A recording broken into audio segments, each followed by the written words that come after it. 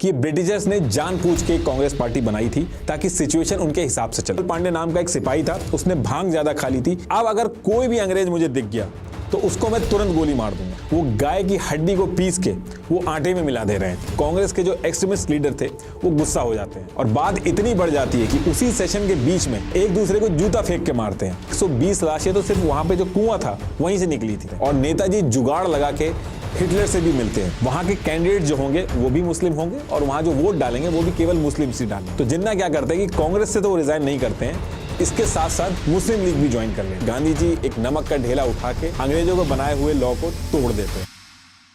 देखिए, इससे पहले की ईस्ट इंडिया कंपनी वाली वीडियो में हमने ऑलरेडी डिस्कस किया था कि ऐसे क्या रीजंस थे कि एक कंपनी हमारे देश को गुलाम बना लेती है। और अब ये जो वीडियो है, इस वीडियो में हम डिस्कस करेंगे कि ऐसी क्या स्ट्रेटेजीज और तरीके यूज हुए जिसकी वजह से हमारे देश को आजादी मिली। ये तरीके ऐसे थे जो इससे पहले पूरी दुनिया में कहीं यूज नहीं हुए थे। और ये जो हमारे देश की आजादी की कहानी है, ये बहुत ही यूनिक है और ये एक ऐसा डिस्कशन है कि आप दुनिया के किसी भी कोने में चले जाएं, लेकिन अगर आप एक इंडियन हैं तो ये डिस्कशन आपके सामने आता ही है। तो इस एक वीडियो में आपको सब कुछ पता चल जाएगा कि हमारा देश आखिर आजाद कैसे हुआ। तो देखिए, ईयर 1600 से ईयर 1837 तक हमने ऑलरेडी सब डिस्कस किया था कि कैसे एक कंपनी जिसका नाम ईस्ट इंडिया कंपनी था वो आई और उसने क्या क्या ट्रिक्स खेल के हमारे ऊपर रूल किया। और ईयर 1837 आने तक पूरे इंडिया के ऊपर डायरेक्टली और इनडायरेक्टली ईस्ट इंडिया कंपनी का कब्जा हो चुका था। डायरेक्टली मतलब कि वो स्टेट जहां ईस्ट इंडिया कंपनी हर एक चीज अपने हिसाब से चलाती थी, और इनडायरेक्टली मतलब कि वो स्टेट जहां ईस्ट इंडिया कंपनी राजा या फिर निजाम के साथ मिलकर रूल करती थी। तो ईयर 1837 तक ये मैप था। इस मैप में ये जो आप पिंक एरिया देख रहे हो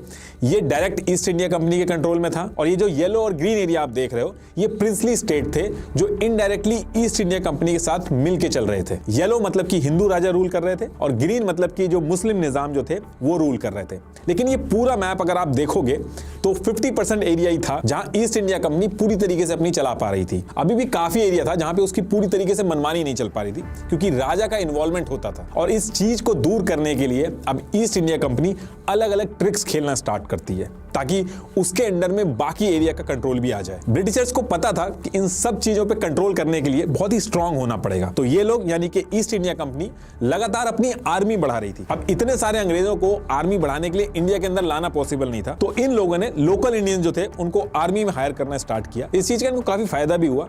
इंडिया में वैसे ही भूखमरी वगैरह बहुत ज्यादा फैली हुई थी। इंडियंस कम पैसे में ब्रिटिश आर्मी को ज्वाइन कर लेते हैं और कम पैसों में ज्यादा काम भी करते थे। दूसरी चीज ये भी थी, जो इंडियंस थे वो वहां की लोकेशन से भी बहुत ज्यादा फेमिलियर थे। अब ब्रिटिशर्स इंडियंस को हायर तो कर रहे थे अपनी जरूरत के लिए, लेकिन इनके ऊपर विश्वास नहीं था, उनको इक्वल नहीं समझते थे, उनको ये अपने से छोटा समझते थे। यही रीजन था कि जो इंडियंस थे उनको सिर्फ यानी कि सिपाही की जो पोस्ट थी वहीं तक हायर करते थे, और जो बड़ी ऑफिसर रैंक होती थी वहां पे इंडियन को अलाउ नहीं करते थे। वहां पे सिर्फ और सिर्फ गोरे रहते थे ताकि इंडियंस के हाथ में ज्यादा कुछ ना चला जाए। लेकिन ये सारी चीजें जानने के बाद भी इंडियन जो थे वो बड़ी आसानी से सिपाही की जो पोजीशन होती थी वो ज्वाइन कर लेते थे, क्योंकि सिपाही की जो पोजीशन होती थी उसको बहुत ही सिक्योर जॉब माना जाता था। क्योंकि भूखमरी वगैरह बहुत ज्यादा फैल रही थी, लोगों को खाने की दिक्कत थी। सिपाही बनने पर खाने की जो दिक्कत होती थी वो चली जाती थी। महीने में 7 से 8 रुपए अलग से मिलते थे। अब क्योंकि ये चीज ईस्ट इंडिया कंपनी और इंडियंस दोनों को सूट करती थी, तो ब्रिटिश आर्मी के अंदर अंग्रेजों से ज्यादा इंडियन सिपाही जो थे वो आ गए थे। 6:1 का रेशियो हो गया था और करीब 45,000 ब्रिटिश सोल्जर्स थे और 2,38,000 नेटिव इंडियन सोल्जर्स थे। ये जब डेटा सामने आया था तब ब्रिटिश मिलिट्री ऑफिसर ने गवर्नर जनरल डलहौजी को वार्न भी किया था कि एक तरफ तुम इतने ज्यादा किसानों को फौज में भर्ती कर रहे हो और दूसरी तरफ लैंड रिफॉर्म्स वगैरह लाके उन्हीं की जो जमीन है उसको हड़प रहे हो, तो ये लोग कभी भी भड़क गए तो बहुत बड़ी दिक्कत हो जाएगी। अच्छा, इसमें एक चीज और ध्यान रखिएगा कि ईयर 1600 से 1857 तक ईस्ट इंडिया कंपनी जो थी उसने राज किया था। ब्रिटिश गवर्नमेंट जो थी, ब्रिटिश राज, उसने नहीं किया था। ब्रिटिश गवर्नमेंट जो थी उसको 1858 में आना पड़ा था, और क्यों आना पड़ा था वो अभी आगे बताऊंगा आपको। तो देखिए, होता क्या है कि ईयर 1837 से ही ईस्ट इंडिया कंपनी पूरा कंट्रोल अपने अंडर में चाहती थी। उसको कुछ स्टेट्स में जो इनडायरेक्टली रूल करना पड़ रहा था वो भी उसको कुछ पसंद नहीं आ रहा था। तो इस चीज को सॉल्व करने का जो जिम्मा था वो 12 जनवरी 1848 को लॉर्ड डलहौजी को दिया गया था। और जैसे ये जिम्मा दिया जाता है, लॉर्ड डलहौजी अपने काम पे लग जाते हैं। सबसे पहले वो इनडायरेक्टली रूल्ड जो स्टेट्स थे उनके बारे में रिसर्च करवाते हैं। तो इनको पता चलता है कि इस टाइम पे कई ऐसे स्टेट्स हैं जहां के राजा का कोई लड़का नहीं है, और उस पर्टिकुलर टाइम पे ये हो रहा था कि अगर किसी राजा का लड़का नहीं होता था तो वो गोद ले लेता था, उसके बाद वो राजा बन जाता था। तो लॉर्ड डलहौजी जो थे वो इस चीज को एक अपॉर्चुनिटी की तरह देखते हैं और सेम ईयर 1848 को ये एक रूल लाते हैं डॉक्ट्रिन ऑफ लैप्स। इसका मतलब यह था कि अगर किसी राजा का खुद का बेटा नहीं है तो उसकी डेथ के बाद जो उसका पूरा स्टेट है, जो पूरा राजपाट है, वो ईस्ट इंडिया कंपनी के पास चला जाएगा। अगर वो किसी को गोद लेता है तो उससे फर्क नहीं पड़ता है। अगर उसने गोद लिया है तो जो उसकी पर्सनल प्रॉपर्टी है वो दे सकता है अपने गोद लिए हुए बेटे को, लेकिन जो पूरा साम्राज्य है उसका, अगर उसका खुद का बेटा नहीं है तो वो पूरा का पूरा ईस्ट इंडिया कंपनी के पास चला जाएगा। और इस चीज को सेम ईयर यानी कि 1848 में इंप्लीमेंट कर दिया जाता है। और इंप्लीमेंट करते ही ये सतारा को अपने अंडर में ले लेते हैं। एक साल बाद जैतपुर, फिर संभालपुर को अपने अंडर किया, और नेक्स्ट ईयर छत्तीसगढ़, जिसको छोटा उदयपुर भी कहते थे, उसको लिया, नागपुर, फिर झांसी का नंबर लगता है। अब झांसी के अंदर क्या था कि मणिकर्णिका, जिनका नाम शादी के बाद महारानी लक्ष्मीबाई हो गया था, तो इनकी जो शादी हुई थी वो महाराजा गंगाधर राव से हुई थी, और इनका एक बच्चा भी था जिसकी 4 मंथ बाद ही डेथ हो जाती है। तो ये अपने जो भाई हैं उसके लड़के को गोद ले लेते हैं। और जब 1853 में महाराजा की डेथ हो जाती है तो लॉर्ड डलहौजी अपना डॉक्ट्रिन ऑफ लैप्स लगा के झांसी को अपने कंट्रोल में ले लेते हैं। और झांसी को अपने कंट्रोल में लेने के बाद रानी लक्ष्मीबाई को 60,000 रुपए की जो पेंशन थी वो हर साल देते रहते थे। तो इस पर्टिकुलर टाइम पे तो रानी लक्ष्मीबाई कुछ नहीं कहती हैं, लेकिन आगे वो दिक्कत करती हैं, अभी आएगा वो, मैं बताऊंगा आपको। तो इसके बाद क्या होता है कि 1856 अवध यानी कि आज का यूपी, यहाँ के नवाब वाजिद अली शाह जो थे, उन्होंने ब्रिटिशर्स के साथ सब्सिडरी अलायंस ट्रीटी साइन कर रखी थी, जिसके चलते नवाब को ब्रिटिशर्स के यहाँ काफी पैसा देना होता था। और जब नवाब पैसे नहीं दे पाए तो ईस्ट इंडिया कंपनी ने अवध जो था उसको भी अपने कब्जे में ले लिया था। और ये सारी चीजें बैक टू बैक ये अपने अंडर में ले रहे थे, तो लोग ज्यादा रेजिस्ट नहीं कर पा रहे थे। ब्रिटिशर्स की जो आर्मी थी यानी कि ईस्ट इंडिया कंपनी की जो आर्मी थी वो बहुत एडवांस थी, उनके पास बहुत ही अच्छे अच्छे हथियार थे, और इधर लोग अभी भी तलवारों से लड़ते थे, तो इसलिए ज्यादा कोई कुछ बोल नहीं पा रहा था, क्योंकि उनको पता था बोलने का मतलब ये था कि उनकी हार होना तय थी। तो इन सब चीजों को लेके लोगों के अंदर गुस्सा बहुत था, और गुस्सा इसी बात के लिए नहीं था, और भी कई रीजन थे। ईस्ट इंडिया कंपनी अपना इन्फ्लुएंस बढ़ाने के लिए जो मिशनरीज जो होते थे पहले इंडिया में भेजती थी, लेकिन उसको और तेज कर देती है ताकि पूरे इंडिया में इनका इन्फ्लुएंस रहे। तो ये लोग क्या करते हैं कि उसी ईयर में बैप्टिस्ट मिशनरी सोसाइटी सेटअप करते हैं, जिसमें विलियम कैरी जो थे वो इंडिया के अंदर और बहुत ही ज्यादा स्पीड से क्रिश्चियनिटी को प्रमोट करने लगते थे, जिसको लेकर लोग बहुत ज्यादा गुस्से में थे। लेकिन इस चीज से डील करने के लिए जो लोकल लोग थे उन्होंने बिना लड़ाई झगड़े के इसका सोल्यूशन ढूंढ लिया था। उन्होंने क्या कर दिया था कि जो भी लोग कन्वर्ट होते थे उनको सोसाइटी से हटा देते थे, उनको प्रॉपर्टी से बेदखल कर देते थे। अब ये बात जब अंग्रेजों को पता चलती है तो 17 अप्रैल 1850 को रिलीजियस डिसेबिलिटीज एक्ट लेके आते हैं। इसमें यह था कि अगर कोई कन्वर्ट होगा तो वो अपने एंसेस्टर की प्रॉपर्टी का पूरा हकदार होगा। अब इसके खिलाफ भी लोगों ने आवाज उठाई, लेकिन कुछ होता नहीं है। और यहां भी ब्रिटिशर जो थे वो रुकते नहीं है। इसके 6 साल बाद यानी कि ईयर 1856 में हिंदू विडो रीमैरिज एक्ट 1856 लेके आए, और फिर सेम ईयर में जनरल सर्विस एनलिस्टमेंट एक्ट लेके आए। हिंदू विडो एक्ट में यह था कि जो विधवा थी, जिनकी शादी होना बैन थी, उसको अंग्रेज कहते हैं कि अब शादी कराई जा सकती है, और उनका जो प्रॉपर्टी पे हक है वो भी उनको दिया जाएगा। जनरल सर्विस एनलिस्टमेंट एक्ट में यह था कि सिपाहियों को दूसरे देश भी भेजा जा सकता है। अब ये दोनों चीजों से जो लोकल लोग थे उनको दिक्कत थी। पहली चीज ये थी कि जो इनकी रीति रिवाज है उसमें ये इंटरफेयर कर रहे हैं। दूसरी चीज इनके ट्रेडिशन में था कि जो भी समुद्र पार कर लेता है उसको ये लोग कहते थे कि वो अछूत हो जाता था। तो इस एक्ट से वो लोग भी गुस्सा हो गए थे, और सिपाही भी गुस्सा हो गए थे, क्योंकि जब ये दूसरी कंट्री में जाते थे और वापस आते थे तो जो इनकी सोसाइटी होती थी, जो इनकी लोकेलिटी होती थी, उसमें लोग इनको एक्सेप्ट नहीं करते थे। इसी के साथ साथ बहुत ही कम सालों के अंदर 12 बार भूखमरी तक फैल गई थी पूरे इंडिया के अंदर। तो लोग बहुत ज्यादा गुस्से में थे अंग्रेजों के खिलाफ। लेकिन इसके बाद एक ऐसा इंसिडेंट होता है कि अंग्रेजों की नींद उड़ जाती है और बहुत बड़ा डैमेज होता है। तो होता क्या कि ब्रिटिशर जो थे वो पुरानी ब्राउन बेस्ट राइफल, जो कि 0.75 कैलिबर की होती थी, मतलब कि 0.75 इंच का डायमीटर होता था उसका, इसमें आगे कोयाटा यानी कि चक्कू भी लगा होता था। तो ये राइफल यूज करते थे, लेकिन अंग्रेज इससे बहुत ज्यादा परेशान हो गए थे, क्योंकि इसमें टाइम बहुत खराब होता था। इसमें क्या था कि बुलेट को लोड करने से पहले गन पाउडर लोड किया जाता था, फिर बुलेट डाली जाती थी, फिर एक रॉड से इसको सेट करा जाता था। इसमें एक तो बहुत ज्यादा टाइम लगता था, और दूसरा सिपाही को 2 बैग कैरी करने पड़ते थे, एक गन पाउडर के लिए और एक बुलेट के लिए। दूसरा, बुलेट पाउडर अगर नाप के ना डालो तो उसमें दिक्कत आ जाती थी, राइफल में भी इशू हो जाते थे। तो ईयर 1855 से ही अंग्रेज जो थे इसका सॉल्यूशन ढूंढ रहे थे, और फिर इन्होंने यूके में ब्रिटिश गवर्नमेंट की royal small arms factory RSAF, इससे बात करके नई पैटर्न की एक राइफल बनवाते हैं जिसका नाम था एनफील्ड राइफल, जिसको P53 एनफील्ड भी बोला जाता था। और जनवरी 1857 आते आते इंडिया के अंदर भी इसकी डिलीवरी हो गई थी। अब ये जो नई राइफल थी इसमें बुलेट का जो सिस्टम था वो थोड़ा डिफरेंट था। इसकी जो बुलेट थी वो एक कागज के सिलेंड्रिकल पैकेज में बनाई गई थी, जिसमें गन गन पाउडर और बुलेट एक रेशियो में पहले से सेट होके आते थे। इसको कार्ट्रिज बोलते थे। इस कार्ट्रिज की जो आउटर सरफेस थी वो एक रैपिंग पेपर की थी, इसलिए इसके फटने का डर बहुत ज्यादा था। तो इस रैपिंग पेपर के आउटर पोर्शन पे एनिमल फैट से ग्रीस किया जाता था ताकि ये फटे ना और मॉइस्चर और बारिश वगैरह हो तो उसमें खराब ना हो। अब होता क्या है कि सेम मंथ में यानी कि जनवरी 1857 में एक एरिया है दमदम, नॉर्थ कैलकाटा से करीब 8 किलोमीटर की दूरी पे है। वहां पे एक ब्राह्मण सिपाही जो था वो लोटे में पानी लेके जा रहा था और उस पर्टिकुलर टाइम पे जो कास्टिज्म था वो बहुत ज्यादा था सोसाइटी के अंदर। तो रास्ते में जब ये ब्राह्मण सिपाही जा रहा था तो इनको रास्ते में खलासी मिलता है और वो रास्ते में इनसे पानी मांग लेता है। और उस टाइम पे ये मानते थे कि ये छोटी कास्ट का है, अगर पानी दे दिया तो वापस पूरा लोटा धोना पड़ेगा। तो जो ब्राह्मण था वो कहता है कि मैं तुम्हें पानी नहीं दे सकता, क्योंकि अगर मैं पानी दूंगा तो फिर मुझे धोना पड़ेगा लोटा, और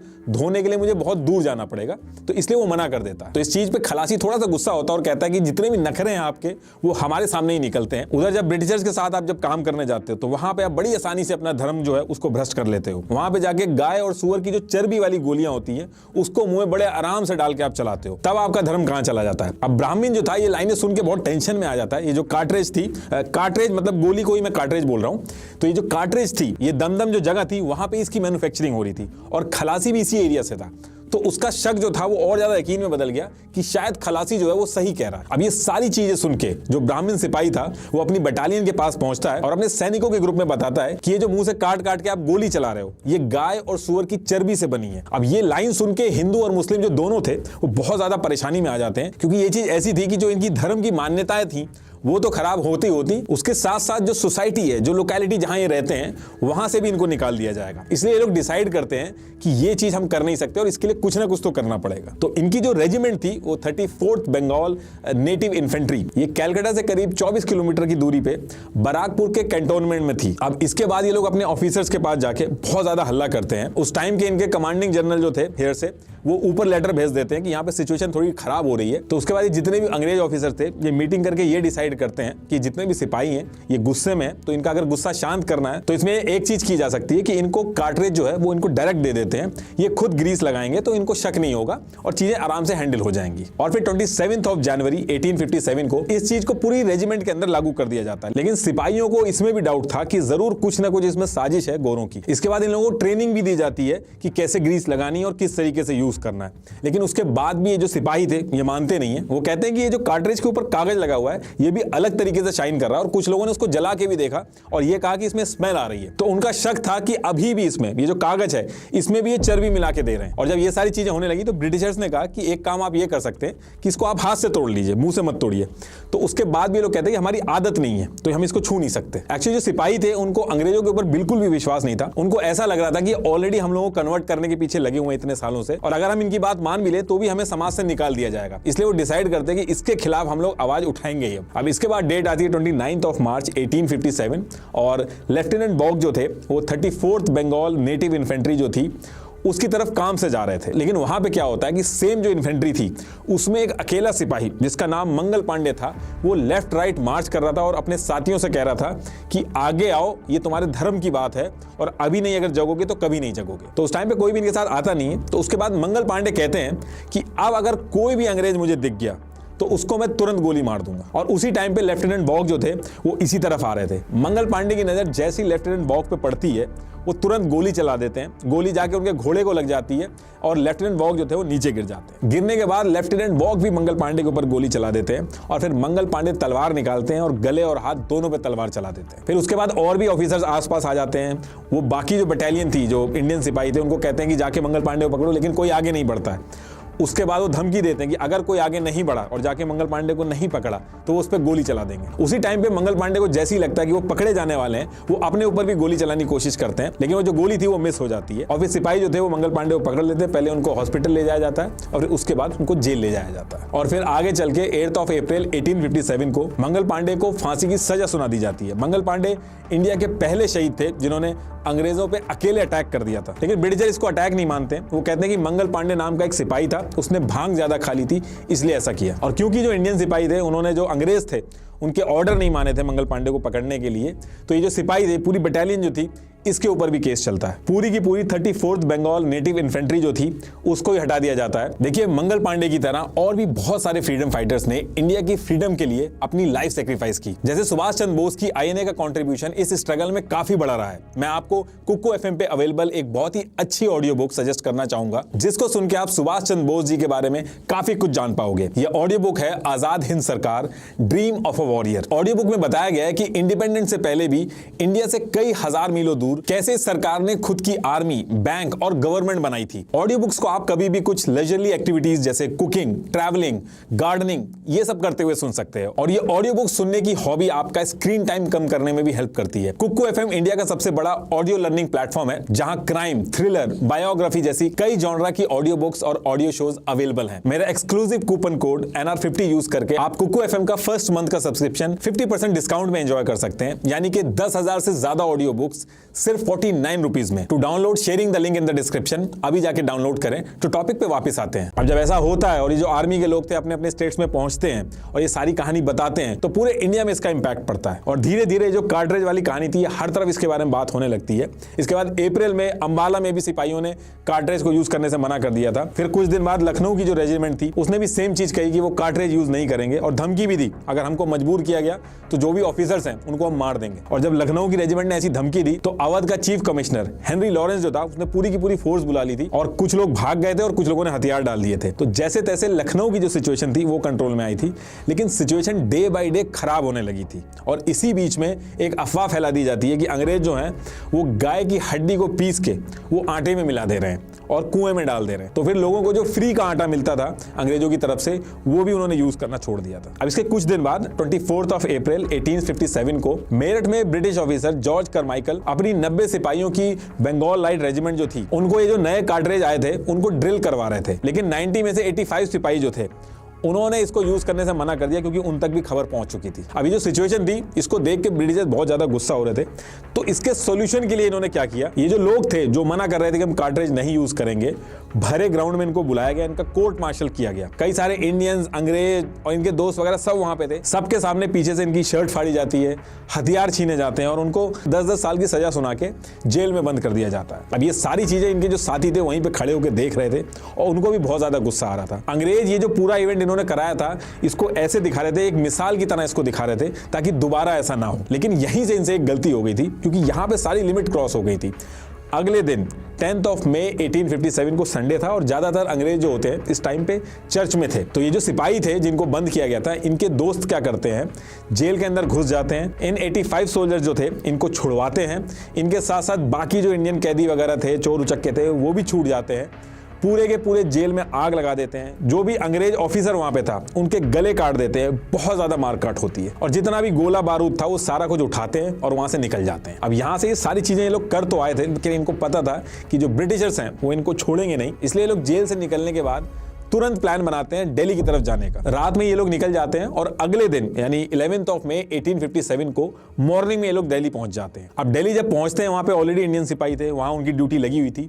ये लोग उनको वहां पे सारी चीजें बताते हैं और बताते हैं कैसे इन्होंने मारकाट मचाई। तो जो दिल्ली के सिपाही थे वो भी इनको ज्वाइन कर लेते हैं और फिर वहां से ये लोग प्लानिंग बना के दिल्ली के जो ब्रिटिश ऑफिसर्स थे उनके ऊपर भी अटैक कर देते हैं और दिल्ली के अंदर अंग्रेजों को बहुत ज्यादा मारा काटा जाता है। द ग्रेट मैगजीन एक जगह थी, वहां पे सारे हथियार और सारे बारूद वगैरह रखे हुए थे, वो सारी चीजें लूट ली जाती है। ये जितने अंग्रेज ऑफिसर थे इनको दिल्ली छोड़ के तुरंत भागना पड़ता है और इस पर्टिकुलर टाइम पे दिल्ली के ऊपर सिर्फ और सिर्फ इंडियन सिपाही जो क्रांतिकारी थे उनका कंट्रोल था। अब ये सारी चीज करने के बाद ये लोग तुरंत लाल किला पहुंचते हैं। वहां पे जाके ये बहादुर शाह जफर से मिलते हैं। उनकी एज बहुत ज्यादा हो गई थी, 82 ईयर्स के थे वो। उनसे जाके मिलते हैं और कहते हैं कि आप हमारे लीडर बनिए। तो पहले तो बहादुर शाह जो थे वो क्रांतिकारियों के भरोसे ब्रिटिशर्स के अगेंस्ट खड़े होने से एकदम साफ मना कर देते हैं, लेकिन सिपाही इनको फोर्स करते हैं और शहंशाह हिंदुस्तान बनाने का सपना भी दिखाते हैं कि दोबारा से मुगल सल्तनत का परचम लहरेगा। ये सारी चीजें बताते हैं। तो ये सब सुन के बहादुर शाह जफर जो थे वो हाँ कर देते हैं। जैसे ही हाँ होती है, बहादुर शाह इंडिया के बाकी जो रूलर थे उनको लेटर लिखते हैं। उस लेटर में बेसिकली यही लिखते हैं कि ब्रिटिशर्स के खिलाफ लड़ने का टाइम आ गया है और सबको एकजुट होना पड़ेगा। और यही कुछ रीजन है जिसकी वजह से सिपाही जो थे वो बहादुर शाह को बहुत ज्यादा फोर्स कर रहे थे अपना लीडर बनाने के लिए। एक तो जितने भी बाकी स्टेट्स के राजा थे उनको यूनाइट कर देते, दूसरा बहादुर शाह के लीडर बनने के बाद ये पूरी जो लड़ाई थी इसका नेचर चेंज हो जाता है। इसको छोटा मोटा रिवॉल्ट कहा जा रहा था पहले, और जैसे ही लीडर बनते हैं ये लड़ाई जो थी एक वॉर में बदल जाती है ब्रिटिशर्स के अगेंस्ट। और यही सारे रीजन थे कि जितने भी सिपाही थे वो बहादुर शाह के पीछे पड़े हुए थे, वरना बहादुर शाह जो ऑर्डर वगैरह देते थे वो ये लेते नहीं थे, उनको बस नाम का लीडर बना दिया था। एक्चुअल जो कमान संभाली थी वो सूबेदार बख्त खान ने संभाली थी। ये ब्रिटिश आर्मी में 40 साल से थे और दिल्ली के अंदर ये जो लड़ाई चल रही थी इसको सुन के बरेली से दिल्ली पहुंच जाते हैं और पूरी कमान संभालते हैं। अब ये सारी चीजें तो हो जाती हैं, इसके बाद एक वीक तक सब कुछ शांत रहता है। पहले ट्विटर वगैरह नहीं था, सोशल मीडिया नहीं था, तो खबर जाने में टाइम लगता था। तो एक हफ्ते तक तो सारी चीजें शांत पड़ी रहती हैं, लेकिन फिर इसके बाद असली गेम शुरू होता है। दिल्ली में जो ये सारा इंसिडेंट हुआ था इसकी खबरें इंडिया के बाकी हिस्सों में भी पहुंचती हैं। तो लोगों को लगता है कि ब्रिटिशर्स इतने भी स्ट्रांग नहीं है, इनको हराया जा सकता है। और जगह जगह पे रिवॉल्ट के जो किस्से थे वो सुनाई आने लगते हैं। अब ये जो मैं कह रहा हूं कि जगह जगह पे रिवॉल्ट हो रहे थे, इनका मतलब क्या था? देखिए, रिवॉल्ट करने का मतलब पहली चीज तो सिपाहियों के साथ साथ आम जनता जो थी वो भी इस रिवॉल्ट में थी। मतलब कि आम जनता जो थी वो अंग्रेजों के जो ऑफिसेस थे, कुछ उनकी बिल्डिंगें थी, उनमें आग लगा देते थे। अंग्रेज अगर कहीं जा रहा है उसके ऊपर अटैक कर देते थे। तो इस तरीके से किस्से जगह जगह पे सुनाई आने लगे थे। तो सिपाही और जनता जो थी वो अलग अलग जगह पे इस तरीके की चीजें कर रही थी। और इनके साथ साथ आगे चल के जो राजा थे, जो डॉक्ट्रिन ऑफ लैप्स के चक्कर में पेंशन पे जी रहे थे, वो भी इसको ज्वाइन करते हैं। 13 मई 1857 को फिरोजपुर में छोटी सी मारपीट होती है। फिर अगले दिन 14 मई 1857 को मुजफ्फरपुर में इंसिडेंट होता है। उसके बाद कुछ दिन शांति रहती है। फिर 21 मई 1857 को नौशेरा के अंदर लड़ाई होती है। और फिर यूपी के अंदर जगह जगह पे इटावा, मैनपुरी, अलग अलग जगह पे लड़ाइयां होने लगती हैं। ये यहाँ इतनी जगह पे जो मेन फोकस था इस पूरे रिवॉल्ट का ये चल रहा था। इंडिया का जो साउथ और नॉर्थ ईस्ट का जो एरिया था वहां पे ये जो रिवॉल्ट था वो नहीं हो रहा था, उसका बहुत कम असर था। अब इसके बाद ब्रिटिशर्स को समझ में आ रहा था कि ये अब आउट ऑफ कंट्रोल हो रहा है, तो वो तुरंत हरकत में आते हैं और यूके के अंदर से रीएनफोर्समेंट मंगाते हैं 2000 सिपाहियों की। अंग्रेज जो थे वो ब्रिगेडियर जनरल जॉन निकोलसन को इन सब चीजों से निपटने का जिम्मा देते हैं। सबसे पहले ये यूपी को टारगेट करते हैं और उसके बाद इनको जिम्मा दिया जाता है कि दिल्ली के अंदर ये सब चीजों की जड़ बैठी हुई है, दिल्ली के अंदर जाओ और इस चीजों को खत्म करो। ब्रिगेडियर जनरल जॉन निकोलसन जो थे वो फौज लेकर दिल्ली की तरफ बढ़ते हैं। तो 25 अगस्त 1857 को रास्ते में नजफगढ़ पड़ता है। यहाँ क्रांतिकारियों की अंग्रेजों से काफी देर तक लड़ाई होती है और अंग्रेज इसमें जीत भी जाते हैं। इसके बाद ये लोग कश्मीरी गेट पे पहुंचते हैं। यहाँ पे जो ब्रिगेडियर जनरल थे जॉन निकोलसन, उनको गोली मार दी जाती है। फिर उनके जो जूनियर थे विलियम हॉटसन, वो मोर्चा संभालते हैं। दिल्ली में पहुंचने के बाद ब्रिटिशर जो थे वो बहादुर शाह के दोनों बेटे और एक पोते को मार देते हैं और 21 सितंबर 1857 को दोबारा से दिल्ली के ऊपर कब्जा कर लेते हैं। और बहादुर शाह जफर जो थे उनको लाइफ टाइम सजा सुना दी जाती है। उनकी जो वाइफ थी जीनत महल, उनके साथ उनको रंगून की जेल में भेज दिया जाता है। जब इधर ये सारी चीजें हो रही थी तो सेम टाइम पे झांसी जो था वहां पे अंग्रेजों का कंट्रोल था और रानी लक्ष्मीबाई जो थी उनको पेंशन दी जा रही थी, उनका कंट्रोल नहीं था। तो इसी टाइम पे कुछ इंडियन क्रांतिकारी क्या करते हैं, झांसी का जो किला था उस पर कब्जा कर लेते हैं और खजाने पे कंट्रोल ले लेते हैं। काफी नेगोशिएशन के बाद क्रांतिकारी जो थे वो अंग्रेजों से कहते हैं कि हथियार आप लोग डाल दो, रिटेलिएट मत करो, हम आपको और आपकी फैमिली जो है उसको मारेंगे नहीं बल्कि छोड़ देंगे। लेकिन जैसे ही अंग्रेज हथियार डालते हैं, क्रांतिकारी अपना प्रॉमिस तोड़ देते हैं और करीब 40 से 60 अंग्रेज जो थे उनको और उनकी फैमिली को मार डालते हैं। अब इसके बाद जून 1857 को ये जो क्रांतिकारी थे जिन्होंने किले और खजाने पे कब्जा किया था, ये सब लेके वहां से भाग जाते हैं। तो बेसिकली उस पर्टिकुलर टाइम पे झांसी को कोई भी रूल नहीं कर रहा था। तो 2 जुलाई 1857 को रानी लक्ष्मीबाई मेजर अर्स्काइन से कहती हैं कि यहाँ कोई भी नहीं है तो झांसी मैं संभाल लेती हूँ। और ब्रिटिशर जो थे वो मान जाते हैं। लेकिन झांसी की रानी जो थी वो इस मौके पे क्या करती हैं, किले वगैरह पे पूरी तरीके से कंट्रोल ले लेती हैं और अपने लोगों को तैनात कर देती हैं। और जब 23 मार्च 1858 को ब्रिटिशर्स पहुंचते हैं तो रानी लक्ष्मीबाई उन पे अटैक कर देती हैं उल्टा। तात्या तोपे, जिनको बचपन से रानी लक्ष्मीबाई जानती थी, उन्होंने भी रानी लक्ष्मीबाई के सपोर्ट में आर्मी भेजी। लेकिन क्योंकि ब्रिटिशर्स के पास काफी एडवांस हथियार थे तो उनका मुकाबला करना मुश्किल था और आधी रात में ही ब्रिटिशर्स किले के अंदर घुस जाते हैं। और आधी रात को झांसी की रानी को वहां से अपने बेटे दामोदर और घोड़े बादल को लेके भागना पड़ता है। कुछ सिपाही भी थे जो रानी लक्ष्मीबाई के साथ निकलते हैं, ये नाम थे उनके। और ये वो जगह है जहां से रानी लक्ष्मीबाई ने घोड़े पे सवार होकर छलांग लगाई थी। अब यहां से निकल के मई 1858 को लक्ष्मीबाई कालपी पहुंचती हैं। लेकिन यहां भी ब्रिटिशर्स 22 मई 1858 को अटैक कर देते हैं, लक्ष्मीबाई को हरा देते हैं। तो यहां से भी रानी लक्ष्मीबाई तात्या तोपे, द नवाब ऑफ बांदा और राव साहब के साथ ग्वालियर चली जाती हैं। लेकिन 17 जून 1858 को वहां भी ब्रिटिशर्स अटैक कर देते हैं, जिसमें 5000 से ज्यादा क्रांतिकारियों की जान चली जाती है और रानी लक्ष्मीबाई भी शहीद हो जाती हैं। रानी लक्ष्मीबाई इस तरीके से लड़ी थी ब्रिटिशर्स के साथ कि कई ऐसे ब्रिटिशर्स खुद तारीफ करते थे उनकी। अब यहां से धीरे धीरे करके ब्रिटिशर्स फैजाबाद, बरेली, बागपत, हर जगह जितने भी क्रांतिकारी थे उनको या तो ये मार देते थे या लालच देते थे या फिर कब्जा करके उस इलाके को अपने कंट्रोल में ले लेते थे। ये जो पूरा 1857 का रिवॉल्ट था जिसमें ब्रिटिशर्स बैकफुट पे आए थे, इसमें हारने के मेन रीजन यही थे कि एक तो कोई प्रॉपर लीडरशिप नहीं थी, दूसरा सब अलग अलग लड़ाइयां लड़ रहे थे, उनमें से कोई साथ में नहीं था, कोई प्लान प्लान ऑफ एक्शन नहीं था और कई स्टेट्स के राजा ने अपने फायदे के लिए अंग्रेजों को सपोर्ट भी किया। उन्होंने अपने फायदे से मतलब रखा, लड़ाई में पार्टिसिपेट नहीं किया। ये वो स्टेट्स के राजा थे जो लड़ाई से दूर रहे। अब जब ये सारी चीजें खत्म हो जाती हैं तो ब्रिटिश गवर्नमेंट हरकत में आती है। ये जो ईस्ट इंडिया कंपनी, जिसको यूके में बैठ के कई सारे शेयर होल्डर्स जो थे, जिनको कोर्ट ऑफ डायरेक्टर बोला जाता था, वो कंट्रोल करते थे। सारा का सारा जो जिम्मा था या फिर जो सारा ब्लेम गेम था, British government east India company के ऊपर डाल देती है और खुद कंट्रोल ले लेती है इंडिया के ऊपर। 2 अगस्त 1858 को ब्रिटिश गवर्नमेंट यूके की पार्लियामेंट के अंदर government of India act of 1858 लेके आती है और इस दिन से ईस्ट इंडिया कंपनी इंडिया से बाहर चली जाती है। अब ब्रिटिश गवर्नमेंट इंडिया को कंट्रोल करती है, जिसको ब्रिटिश राज भी बोला जाता है। अभी जो अंग्रेज थे, इन्होंने ये रिवॉल्ट जो था वो रोक तो दिया था, लेकिन इस रिवॉल्ट ने ब्रिटिशर्स को हिला के रख दिया था। तो दोबारा से ऐसा ना हो और इंडियंस का जो गुस्सा है उनको खुश करने के लिए कई सारे लीगल, एडमिनिस्ट्रेटिव और कॉन्स्टिट्यूशन वगैरह में कई सारे पॉजिटिव चेंजेस लाए गए और ऐसे रूल जो ब्रिटिशर्स को फेवर करते थे उनको हल्का किया गया। जैसे कि ये डॉक्ट्रिन ऑफ लैप्स वगैरह था, इस सबको खत्म कर दिया जाता है। लैंड वगैरह जो थे उसमें भी पॉजिटिव रिफॉर्म्स किए जाते हैं। लेकिन इसके बाद भी जो इंडियंस थे उनको यकीन नहीं था, उनका भरोसा उठ चुका था ब्रिटिश गवर्नमेंट से। तो government of India act of 1858 के तहत ये जो रूल्स वगैरह लाए थे ब्रिटिशर्स, इंडियंस को इसके ऊपर यकीन हो जाए और वो इस चीज पे बिलीव करें कि वो उनके हक के लिए बात करेंगे, इक्वालिटी रखेंगे। इसके लिए 1 नवंबर 1858 को लॉर्ड कैनिंग क्वीन विक्टोरिया की proclamation for the better government of India को अनाउंस करते हैं। इसका इतना मतलब था कि क्वीन खुद ये श्योरिटी देती हैं कि अब रिलीजियस भावनाओं को ध्यान में रखा जाएगा, डिस्क्रिमिनेशन नहीं होगा और इंडिया के अंदर सबको इक्वली ट्रीट किया जाएगा। हर एक चीज, कॉन्स्टिट्यूशन हो या कोई लॉ हो, फेयर तरीके से फॉलो होगा। अब ऑन पेपर पे तो ये सारी चीजें कर दी गई थी, लेकिन ग्राउंड पे ऐसा नहीं था। अंग्रेज जो थे, जो इंडिया के अंदर आते थे, वो इंडियंस को छोटा समझते थे। कोई भी अंग्रेज जो था वो इंडिया में आके रहना नहीं चाहता था। उनका बस इतना ही मतलब था कि इंडिया के अंदर आए वो और उनके रिसोर्सेज ले और यूके में ट्रांसफर कर दें। इसी टाइम पे एक और इशू चल रहा था जो आगे चल के काफी दिक्कत करता है। तो क्या हो रहा था कि ब्रिटिशर जो थे उन्होंने प्लांटर्स रखे हुए थे। ये एक पोस्ट बना के रखी हुई थी जिसमें यह था कि किसानों के लिए इनको अपॉइंट कर दिया जाता था। मतलब ये जो प्लांटर्स हैं ये बताएंगे कि किस चीज की फसल तैयार होगी। ये प्लांटर्स लिटरली एक लाठी रखते थे, अगर उनकी कोई बात नहीं मानता था तो लाठी से पिटाई होती थी उसकी। अब इंडिया के बाहर के मार्केट में क्या था कि ब्लू डाई, इंडिगो, जिससे कपड़े वगैरह कलर होते हैं, उसकी डिमांड बहुत ज्यादा थी और इससे बहुत मोटा पैसा भी बनता था। तो ब्रिटिशर्स ने ये जो प्लांटर्स बैठाए हुए थे, ये किसानों को जबरदस्ती इंडिगो की खेती करवाते थे, प्रेशर बनाते थे इनसे। इन्होंने ऐसा रूल बना दिया था कि एक किसान के पास जितनी भी जमीन है उसका 25% एरिया पे इंडिगो की खेती करना कंपलसरी कर दिया था। लेकिन किसान जो थे वो इसकी खेती करना बिल्कुल नहीं चाहते थे। एक तो अंग्रेज जो थे वो सारा पैसा अपने पास रख लेते थे, तो जो किसान था उसके पास इतना कोई खास पैसे का बेनिफिट नहीं होता था।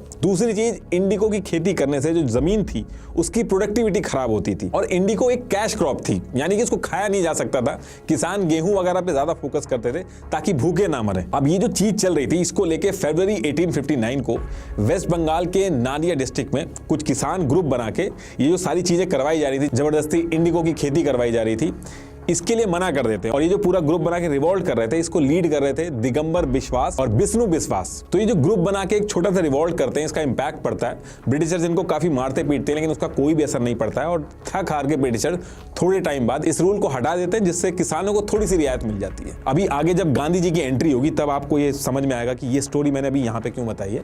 तो अभी आप थोड़ा सा वेट करिए। अब देखिए, इस टाइम तक अंग्रेजों ने क्या किया था कि अपने काम वगैरह में इंग्लिश में दिक्कत ना आए तो लोगों को इंग्लिश सिखाई, एजुकेशन वगैरह करवाई, कम्युनिकेशन, ट्रांसपोर्ट जैसे रेलवे हो गया, टेलीग्राम हो गया, ये सब इंप्लीमेंट किया ताकि उनका काम ना रुके, वो और तेजी से आगे बढ़े। न्यूज़पेपर का जो सर्कुलेशन का जो प्रोसेस था उसको भी बहुत तेज किया। तो ये जो टाइम था, इस पर्टिकुलर टाइम पे जो लोगों का कम्युनिकेशन था बहुत ही फास्ट हो गया था। इस टाइम पे ऐसा नहीं था कि एक कोने में क्या हो रहा है दूसरे कोने वाले को पता नहीं रहता था। अगर कोई बात भी होती थी, कोई प्लानिंग करनी होती थी, लोग बहुत ही वेल कोऑर्डिनेटेड होके काम करना स्टार्ट कर देते थे। सेमिनार वगैरह करना हो तो बहुत आसानी रहती थी उनके लिए। और इस टाइम पे कई इंडियन मिडिल क्लास के जो लोग थे वो पढ़ने लिखने लगे थे, पढ़ाई की वजह से यूके वगैरह जाने लगे थे। तो उन्होंने ऑब्जर्व किया कि यूके के अंदर जो डेमोक्रेसी है, जो इक्वालिटी है, वो इंडिया से काफी अलग है। इंडिया के अंदर जो ब्रिटिशर्स थे वो छोटा समझते थे इंडियंस को। तो ये वो टाइम था जहां पे कई सारे इंडियन पढ़े लिखे लोगों ने इक्वालिटी, डिस्क्रिमिनेशन, ये सारे जो मुद्दे थे इनकी बातें उठाना चालू करी। वरना इससे पहले तो इंडियंस को यही लगता था कि कोई ना कोई तो उन पे राज करेगा ही करेगा, वरना वो काम नहीं कर पाएंगे। और वो जो गरीब थे उसमें भी वो अपनी गलती मानते थे कि वो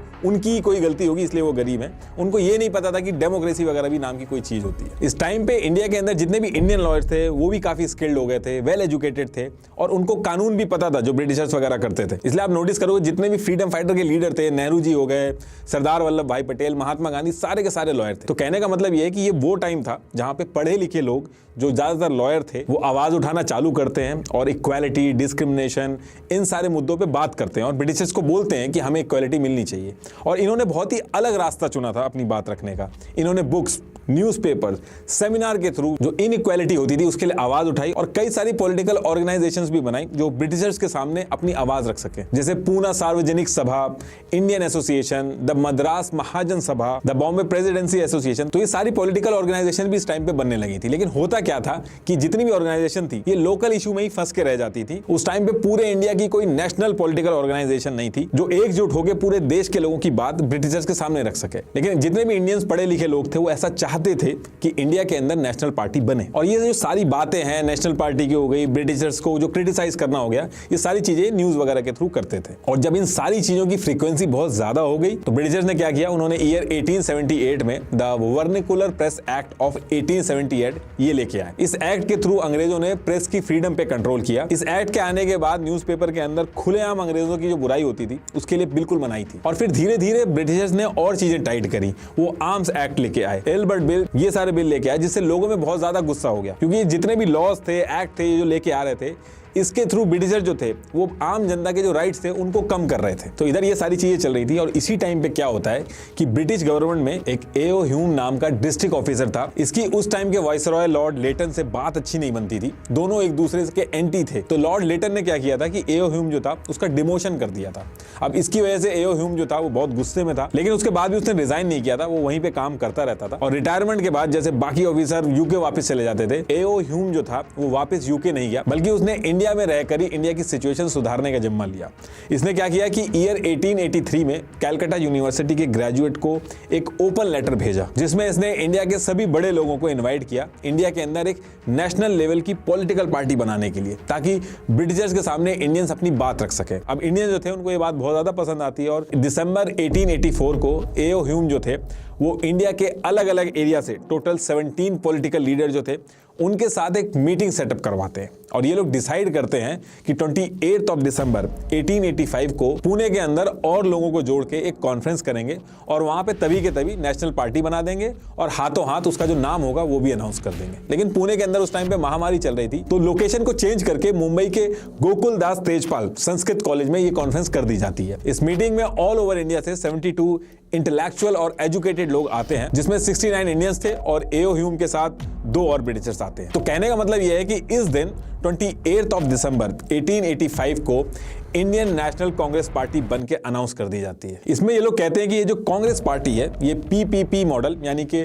प्रेयर, प्रोटेस्ट और पिटीशन, इसका यूज करके कॉन्स्टिट्यूशन के दायरे में रह के अपनी बात रखेगी और हर साल ईयर के लास्ट मंथ में यानी कि दिसंबर में अपना एक सेशन रखेगी जिसमें ये फिक्स करेंगे कि आगे किन मुद्दों पे बात करनी है। और ये सेशन ऑल ओवर इंडिया में होगा, ऐसा नहीं कि सिर्फ एक ही जगह पे होगा, कभी ईस्ट इंडिया में होगा, कभी नॉर्थ इंडिया में होगा, अलग अलग जगह पे होगा। और जिस जगह पे ये सेशन होगा उसी जगह के नाम से उस सेशन का नाम पड़ जाएगा। मान लो सूरत में हो रहा है तो सूरत सेशन उसका नाम पड़ जाएगा। तो ऐसे कर करके इंडिया के अंदर हर साल सेशन होने लगे। इनफैक्ट आज की डेट में भी कांग्रेस पार्टी जो एनुअल सेशन रखती है वो दिसंबर में ही रखती है। और ये जो मीटिंग हुई थी इसमें एक चीज और डिसाइड हुई थी कि ये लोग हर सेशन में एक प्रेसिडेंट बनाएंगे। ऐसा नहीं होगा कि एक प्रेसिडेंट होगा और हमेशा के लिए प्रेसिडेंट रहेगा, हर साल एक प्रेसिडेंट बनेगा और वो कौन बनेगा ये वोट से डिसाइड होगा, फिर अगले साल नया प्रेसिडेंट बनेगा। तो जब ये पार्टी बनी थी शुरू में जितने भी कांग्रेस के लीडर थे इनको मॉडरेट लीडर्स कहा गया, क्योंकि इनका मानना था कि ब्रिटिशर्स खराब लोग नहीं थे, बट एथनिसिटी का फर्क है, इसलिए इंडियंस की जो प्रॉब्लम है वो इनको समझ में नहीं आ रही है, इस वजह से गैप आ रहा है। एक बार अगर हम सही से इनको ये सारी चीजें समझाएंगे तो इनको ये समझ में आएंगी और जो हमारी प्रॉब्लम है वो सॉल्व हो जाएगी। लेकिन कांग्रेस के जो ये मॉडरेट लीडर्स थे इनका ये जो भ्रम था ये आगे जाके टूटता है, अभी आगे बताऊंगा मैं आपको। लेकिन इसमें एक और थ्योरी कही जाती है, जो मैंने अभी आपको चीज बताई, इसमें एक और थ्योरी है जिसमें यह कहा जाता है कि एओ ह्यूम जो थे इनको गलत हीरो बनाया जा रहा है और ये सारी चीज जो करी गई ये अंग्रेजों की साजिश थी। लॉर्ड डफरिन ने एओ ह्यूम के साथ मिलकर कांग्रेस पार्टी बनवाई थी और वो इसलिए बनवाई थी क्योंकि अंग्रेजों को पता था कि इंडियंस अगर एकजुट हो गए, इनमें इतनी कैपेबिलिटी है कि अंग्रेजों को इंडिया से बाहर कर सकते हैं। इसलिए ब्रिटिशर्स चाहते थे कि इससे पहले कि इंडिया खुद अपने हिसाब से कोई पॉलिटिकल बना के हमारे लिए दिक्कत क्रिएट करे, हम खुद ही अपने लोगों के साथ मिलवा के एक पार्टी बनवा देते हैं। और इसका फायदा ये होगा अंग्रेजों को कि अंग्रेजों को हर एक चीज पता चलती रहेगी।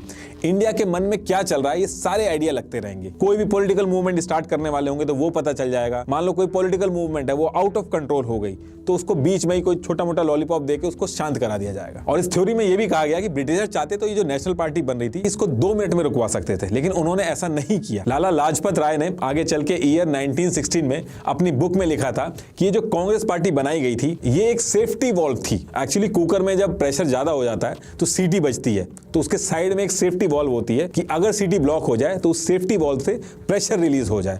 तो इसीलिए एओ ह्यूम ने ब्रिटिशर्स के साथ मिलकर कांग्रेस पार्टी को बनाया था कि अगर इंडियंस का प्रेशर बहुत ज्यादा हो जाए तो ये जो कांग्रेस पार्टी बनाई गई थी ये एक सेफ्टी वॉल की तरह काम करेगी। विलियम वेडनबर्न जो एओ ह्यूम के साथ कांग्रेस के फाउंडिंग मेंबर थे और 2 बार 1889 और 1910 में कांग्रेस के प्रेसिडेंट भी बनते, तो इन्होंने ईयर 1913 में एक बुक लिखी थी जिसमें इन्होंने ये कहा था कि ब्रिटिशर्स ने जानबूझ के कांग्रेस पार्टी बनाई थी ताकि सिचुएशन उनके हिसाब से चले। अभी जो टाइम चल रहा था 1888 के आसपास का, इस टाइम पे गांधी जी जो थे वो 19 साल के थे और 4 सितंबर 1888 को गांधी जी इन सारी चीजों से दूर लंदन चले जाते हैं लॉ की पढ़ाई करने। और इसके बाद 12 जनवरी 1891 को वो वापस आते हैं एज अ लॉयर बन के। वो मुंबई में जाते हैं, वहां पे लॉ प्रैक्टिस करते हैं और पिटीशन वगैरह फाइल वगैरह करते हैं, लेकिन उस टाइम पे इनको ज्यादा सक्सेस नहीं मिलती है। लेकिन ईयर 1893 में एक गुजराती बिजनेसमैन था जो कि साउथ अफ्रीका में बिजनेस करता था, तो वो गांधी जी को बुला लेता है कि आप आके हमारी जो लीगल टीम है उसको ज्वाइन कर लो। तो अप्रैल 1893 को गांधी जी समुद्र के रास्ते से साउथ अफ्रीका चले जाते हैं। वहां पे भी गोरे काले को लेके बहुत डिस्क्रिमिनेशन हो रहा था, तो गांधी जी वहां पे भी जाके अपनी आवाज उठाते हैं, जिसका एक्सपीरियंस इंडिया में आगे चल के काम आता है। अभी आगे बताऊंगा मैं आपको। ये जो कांग्रेस पार्टी बनी थी इसमें गोपाल कृष्ण गोखले थे जो कि मॉडरेट लीडर थे कांग्रेस के। गांधी जी इनको अपना गुरु मानते थे और इन्हीं के हिसाब से चलते थे। अब यहां से गांधी जी तो साउथ अफ्रीका चले गए थे, लेकिन इंडिया के अंदर कांग्रेस पार्टी के जो मॉडरेट लीडर थे ये टाइम टू टाइम अपनी बात रखना चालू करते हैं, लेकिन कुछ भी होता नहीं है। अंग्रेज पे इस पे ज्यादा कुछ भी फर्क नहीं पड़ता है। कांग्रेस के जो मॉडरेट लीडर्स थे ये जो राइट्स वगैरह लेने की बात कर रहे थे, उल्टा जो राइट्स थे ऑलरेडी उनको भी नए नए एक्ट पास करके छीन लिया जा रहा था। और ईयर 1896 से 1900 के बीच में भूखमरी अलग से फैल जाती है जिसमें 90 लाख से ज्यादा लोगों की जान चली जाती है। अब ये सारी चीजें जो चल रही थी, यहां से कांग्रेस पार्टी के अंदर भी कुछ यंग लीडर्स थे जैसे लाला लाजपत राय। ये कहने लगे कि ये जो कांग्रेस के लीडर कर रहे हैं इससे अंग्रेजों के कान पे जू तक नहीं रेंग रही है, तो जो तरीका यूज किया जा रहा है ये एक फ्लॉप तरीका है। तो कांग्रेस के अंदर एक ऐसा ग्रुप भी बन गया था जो ये मॉडरेट लीडर्स जो तरीके अपना रहे थे उनसे खुश नहीं था। ये जो ग्रुप बना था इनके लीडर्स को एक्सट्रीम लीडर कहा जाता था। ऐसा नहीं था कि ये गोली वगैरह चला रहे थे, बस इनका ये मानना था कि कॉन्स्टिट्यूशन के दायरे में रह के जो हम ये सारी चीजें कर रहे हैं इससे कुछ होगा नहीं, थोड़ा एग्रेशन करना जरूरी है। तो ये जो टाइम था यहाँ से कांग्रेस के अंदर 2 ग्रुप्स हो गए थे जिनको आपने सुना होगा, नरम दल और गरम दल। अभी जो नरम दल और गरम दल के बीच की जो जद्दोजहद चल रही थी कांग्रेस के अंदर, इसके कुछ ही दिन बाद ब्रिटिशर्स कुछ ऐसा स्टेप लेते हैं जिसकी वजह से पूरी कांग्रेस में उथल पुथल हो जाती है। होता क्या है कि ईयर 1903 में वाइसरॉय लॉर्ड कर्जन ने देखा कि इंडियंस काफी एकजुट होकर आ रहे हैं, न्यूज में भी बहुत कुछ लिखा जा रहा है, तो इन्होंने डिवाइड एंड रूल का जो फॉर्मूला था उस पर्टिकुलर स्टेज से अप्लाई करना चालू किया। तो इन्होंने ब्रिटिश गवर्नमेंट को कहा कि ये जो बंगाल है इसको 2 पार्ट में कर दो, जो मुस्लिम वाला एरिया उसको एकदम अलग कर दो। अब इसके पीछे जो अंग्रेजों ने रीजन दिए थे पब्लिकली, उसमें ये कहा था कि गुड गवर्नेंस वगैरह ये सारे रीजन दिए थे, लेकिन एक्चुअल में इन्होंने हिंदू मुस्लिम में फूट डलवानी थी, इस वजह से डिसीजन लिया गया था। तो इधर ये प्रपोजल दिया जाता और इसके 2 साल बाद यानी कि 19 जुलाई 1905 को ये पार्टीशन का प्रपोजल एक्सेप्ट हो जाता है कि अब बंगाल जो है इसको डिवाइड कर दिया जाएगा। और उस टाइम का बंगाल जो था वो बहुत बड़ा था, उसमें आज की डेट का बिहार, ओडिशा, आसाम ये सारा आता था और पॉपुलेशन भी बहुत ज्यादा थी। इस पर्टिकुलर टाइम पे जो हिंदू मुस्लिम फूट पड़ी थी उसका असर आज की डेट तक आपको दिखेगा। ये जो डिवाइड हुआ था इसमें बहुत सारे इशू थे, बंगाली ही बंगाल के अंदर माइनॉरिटी बन गए थे, तो लोगों में बहुत ज्यादा गुस्सा आ गया था। तो 19 जुलाई को बंगाल का ये जो डिवाइड है इसको अनाउंस किया जाता है। बंगाल के अंदर भीड़ और मीटिंग होना सब कुछ स्टार्ट हो जाता है। 7 अगस्त 1905 को कलकत्ता टाउन हॉल में सारे लोग इकट्ठा हो जाते हैं और सारे लोग डिसाइड करते हैं कि ये जो ब्रिटिशर्स हैं ये कुछ ज्यादा ही कर रहे हैं, अब इसका हमें जवाब देना होगा। तो ये लोग डिसाइड करते हैं कि जो अंग्रेजों की जान है ये प्रॉफिट में है और हम इसी पे ही अटैक करेंगे, इनके सामान को बॉयकॉट करेंगे, स्वदेशी प्रोडक्ट जो होंगे इंडिया के अंदर जो खुद इंडियंस बनाते हैं सिर्फ वही यूज करेंगे। और ये जो पूरा मूवमेंट स्टार्ट किया गया इसको नाम दिया गया स्वदेशी मूवमेंट।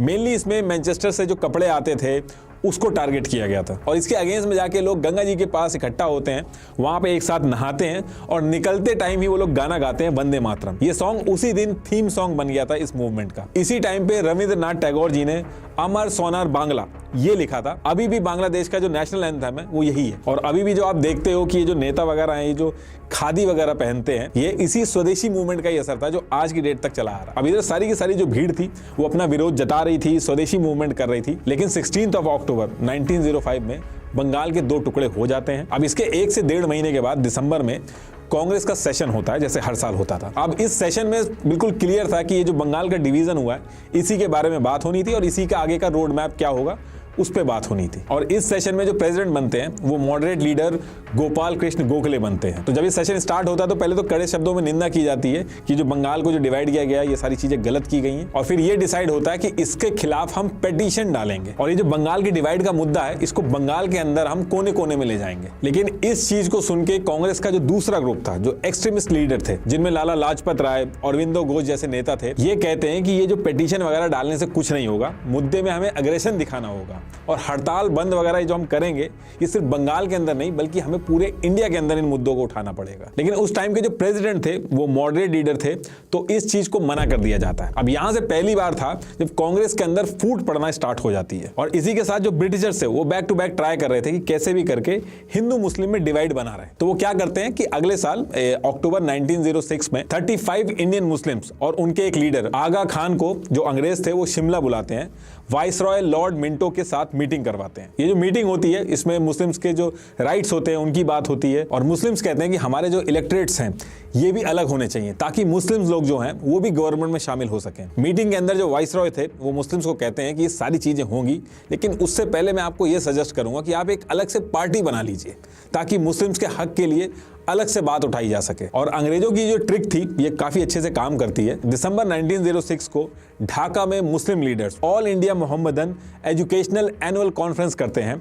और वहां पे ऑल इंडिया मुस्लिम लीग नाम से एक पार्टी बना देते हैं और पहले प्रेसिडेंट इसके बनते हैं आगा खान। सेम मंथ यानी कि दिसंबर 1906 में कांग्रेस का फिर से सेशन होता है और इस बार जो सेशन होता है कांग्रेस का, उसमें मोहम्मद अली जिन्ना जो थे वो भी कांग्रेस को ज्वाइन कर लेते हैं और मॉडरेट लीडर्स जो थे उनके साथ मिलकर काम करते हैं। अब अगले साल यानी कि ईयर 1907 में कांग्रेस का सेशन होना था। इस बार कांग्रेस के जो एक्सट्रीमिस्ट लीडर थे वो सोच रहे थे कि उनके ग्रुप का कोई बंदा प्रेसिडेंट बनेगा, तो ये लोग थोड़ा अपने हिसाब से चीजें बनाएंगे। लेकिन होता क्या है कि जो मॉडरेट लीडर्स थे वो जानबूझ के ईयर 1907 का जो सेशन था वो सूरत में रख देते हैं। अब कांग्रेस के रूल के हिसाब से ये था कि जिस सिटी के अंदर सेशन होगा उस सिटी का जो लीडर होगा उस पर्टिकुलर साल पे प्रेसिडेंट नहीं बन सकता। और क्योंकि अगर सूरत में सेशन होता तो मॉडरेट्स जो थे उनके प्रेसिडेंट बनने के चांसेस ज्यादा होते, इसलिए सूरत में रख दिया जाता है और फिर इसके बाद वोटिंग होती है और मॉडरेट्स का जो ग्रुप था उनका ही लीडर बनता है। अब यहां से कांग्रेस के जो एक्सट्रीमिस्ट लीडर थे वो गुस्सा हो जाते हैं और बात इतनी बढ़ जाती है कि उसी सेशन के बीच में दोनों ग्रुप एक दूसरे के ऊपर टेबल चेयर फेंकते हैं और एक दूसरे को जूता फेंक के मारते हैं और उसी पर्टिकुलर टाइम पे पुलिस को भी बुलाना पड़ जाता है। और ये बात इतनी ज्यादा बढ़ जाती है कि यहां से ये जो 2 ग्रुप थे स्प्लिट हो जाते हैं। अब इधर ये सारी चीजें होने के बाद ईयर आता है 1909। इसमें हिंदू मुस्लिम डिफरेंस को और बढ़ाने के लिए viceroy Lord Minto secretary John Morley के साथ मिलके इंडियन काउंसिल एक्ट 1909 लेके आते हैं, जिसे मॉर्ले मिंटो रिफॉर्म भी कहा जाता है। इसमें सेपरेट इलेक्टोरेट्स के थ्रू मुस्लिम्स की सीट्स रिजर्व कर दी गई और जिन जिन कॉन्स्टिट्यूएंसी को मुस्लिम्स के लिए रिजर्व किया गया था वहां के कैंडिडेट जो होंगे वो भी मुस्लिम होंगे और वहां जो वोट डालेंगे वो भी केवल मुस्लिम्स ही डालेंगे। अब इससे मुस्लिम्स तो बहुत ज्यादा खुश हो गए थे, लेकिन इसके आने वाले 2 साल में फॉरेन बॉयकॉट जो था, स्वदेशी मूवमेंट, स्वराज, इन सब की जो मांगे चल रही थी उससे ब्रिटिशर्स के ऊपर बहुत ज्यादा प्रेशर बढ़ गया था और ईयर 1911 में बंगाल का जो पार्टीशन किया गया था उसको वापस कर लेते हैं ब्रिटिशर्स, क्योंकि ब्रिटिशर्स को डर लग गया था कि अगर वापस नहीं करेंगे तो ईयर 1857 जैसे रिवोल्ट जो है वैसी सिचुएशन हो सकती है। इस डिसीजन से मुस्लिम लीग जो था बहुत ज्यादा नाराज हो गया था और उनका भी भरोसा जो था वो ब्रिटिशर्स से उठ गया था। अब इसके बाद ईयर 1913 में मुस्लिम लीग के जो लोग थे वो जिन्ना के ऊपर प्रेशर बनाते हैं कि वो जाके मुस्लिम लीग को ज्वाइन कर लें। तो जिन्ना क्या करते हैं कि कांग्रेस से तो वो रिजाइन नहीं करते हैं, इसके साथ साथ मुस्लिम लीग भी ज्वाइन कर लेते हैं। तो एक तरह से वो दोनों पार्टी में एक ही टाइम पे एक्टिव मेंबर रहते हैं। लेकिन इस चीज का एक फायदा होता है क्योंकि दिसंबर 1916 को लखनऊ के अंदर जिन्ना क्या करते हैं, दोनों पार्टी कांग्रेस और मुस्लिम लीग जो थी और कांग्रेस के अंदर भी एक्सट्रीमिस्ट और मॉडरेट दोनों जो लीडर थे उनको मिला के एक ही मंच पे लाके खड़ा कर देते हैं और कुछ शर्तों के साथ एक एग्रीमेंट कराते हैं जिसे लखनऊ पैक्ट भी बोला जाता है।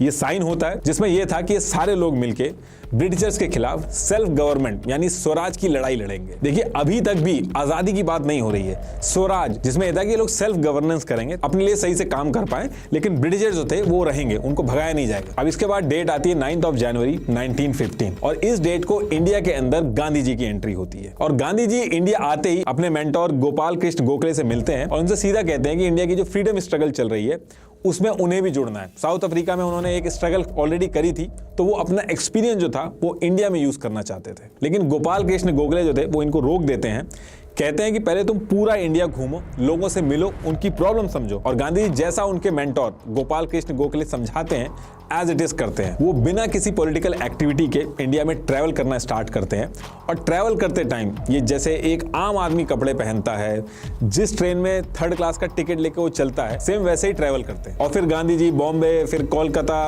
अहमदाबाद, दिल्ली से चेन्नई, पूरे देश में ट्रैवल करते हैं और 2 साल तक पूरे इंडिया में घूमते हैं। अब इसके बाद डेट आती है दिसंबर 1916। तो जैसा मैंने बताया था, कांग्रेस हर साल के एंड में यानी कि दिसंबर में अपने सेशन रखती थी जिसमें सारे लीडर्स जो थे वो इकट्ठा होते थे। तो गांधी जी ने कांग्रेस तो ज्वाइन नहीं की थी, लेकिन इस कॉन्फ्रेंस में गए थे। ये कॉन्फ्रेंस 3 दिन चलती है। यहाँ पे गांधी जी से चंपारण जो कि बिहार में है, वहां पे 2 किसान राजकुमार शुक्ला और संत राउत ये मिलते हैं और बताते हैं कि चंपारण जो कि बिहार में है, वहां पे अंग्रेज उनसे जबरदस्ती इंडिगो की खेती करवा रहे हैं और वो ऐसा नहीं चाहते। ये जो इंडिगो की खेती करवाई जा रही थी जबरदस्ती, इसको 3 खटिया सिस्टम भी बोला जाता था। सेम वही इंडिगो वाली चीज जो हमने अभी थोड़ी देर पहले डिस्कस करी थी। तो ये सब सुनने के बाद 15 अप्रैल 1917 को गांधी जी अपने लॉयर की टीम लेके चंपारण पहुंचते हैं और वहां पहुंच के गांव में डोर टू डोर जाके जो भी वहां के लोगों के साथ जुल्म वगैरह हो रहे थे वो सारी चीजें रिटर्न में ले लेते हैं और अंगूठा लगवा लेते हैं। इसके बाद गांधी जी जगह जगह पे जाने लगे, लोगों से मिलने लगे। उनके जाते ही भीड़ बहुत ज्यादा इकट्ठा हो जाती थी, लोग उनको सुनते थे। और ये सारी चीजें जब ब्रिटिशर्स के नोटिस में आती हैं तो 16 अप्रैल 1917 को धारा 144 के तहत डिस्ट्रिक्ट कलेक्टर गांधी जी को ये बोल के वापस जाने को कहते हैं कि वो वहां पे अशांति फैला रहे हैं। गांधी जी इस चीज को पूरी तरीके से मना कर देते हैं कि वो कोई भी गलत काम नहीं कर रहे हैं, वो जाके अपने लोगों से ही तो मिल रहे हैं। इसके 2 दिन बाद 18 अप्रैल 1917 को उनकी मोतीहारी कोर्ट में पेशी होती है और जब ये खबर फैल जाती है तो चारों तरफ से लोग कोर्ट को घेर लेते हैं, नारेबाजी होती है। कोर्ट 2 दिन तक जैसे तैसे ये सब झेलती है। इतनी भीड़ इकट्ठी हो जाती है कि 2 दिन बाद कोर्ट गांधी जी को छोड़ देती है। तो गांधी जी ने बेसिकली यहाँ पे क्या करवाया था, लोगों को सत्याग्रह करने को कहा था। मतलब ये कहा था कि आप कोई भी वायलेंस मत करो, बस ये जो खेती करने को कह रहे हैं अंग्रेज, ये करने से मना कर दो, चाहे वो मारे पीटे, चाहे जो मर्जी करें। देखिए सत्याग्रह का जो लिटरल मीनिंग होता है वो सत्य के लिए आग्रह है, लेकिन यहाँ पे सत्याग्रह का मतलब थोड़ा सा अलग था। इसका मतलब था कि सिविल डिसोबीडियंस, पैसिव रेजिस्टेंस, ये सारी बातें हो रही। अंग्रेजों के खिलाफ प्रेशर बनाना है, हड़ताल करनी है, अनशन करना है और ये सारी चीजें करनी है और फियरलेस होना होगा। इससे पहले जो मॉडरेट लीडर्स थे वो रूल्स वगैरह फॉलो कर रहे थे।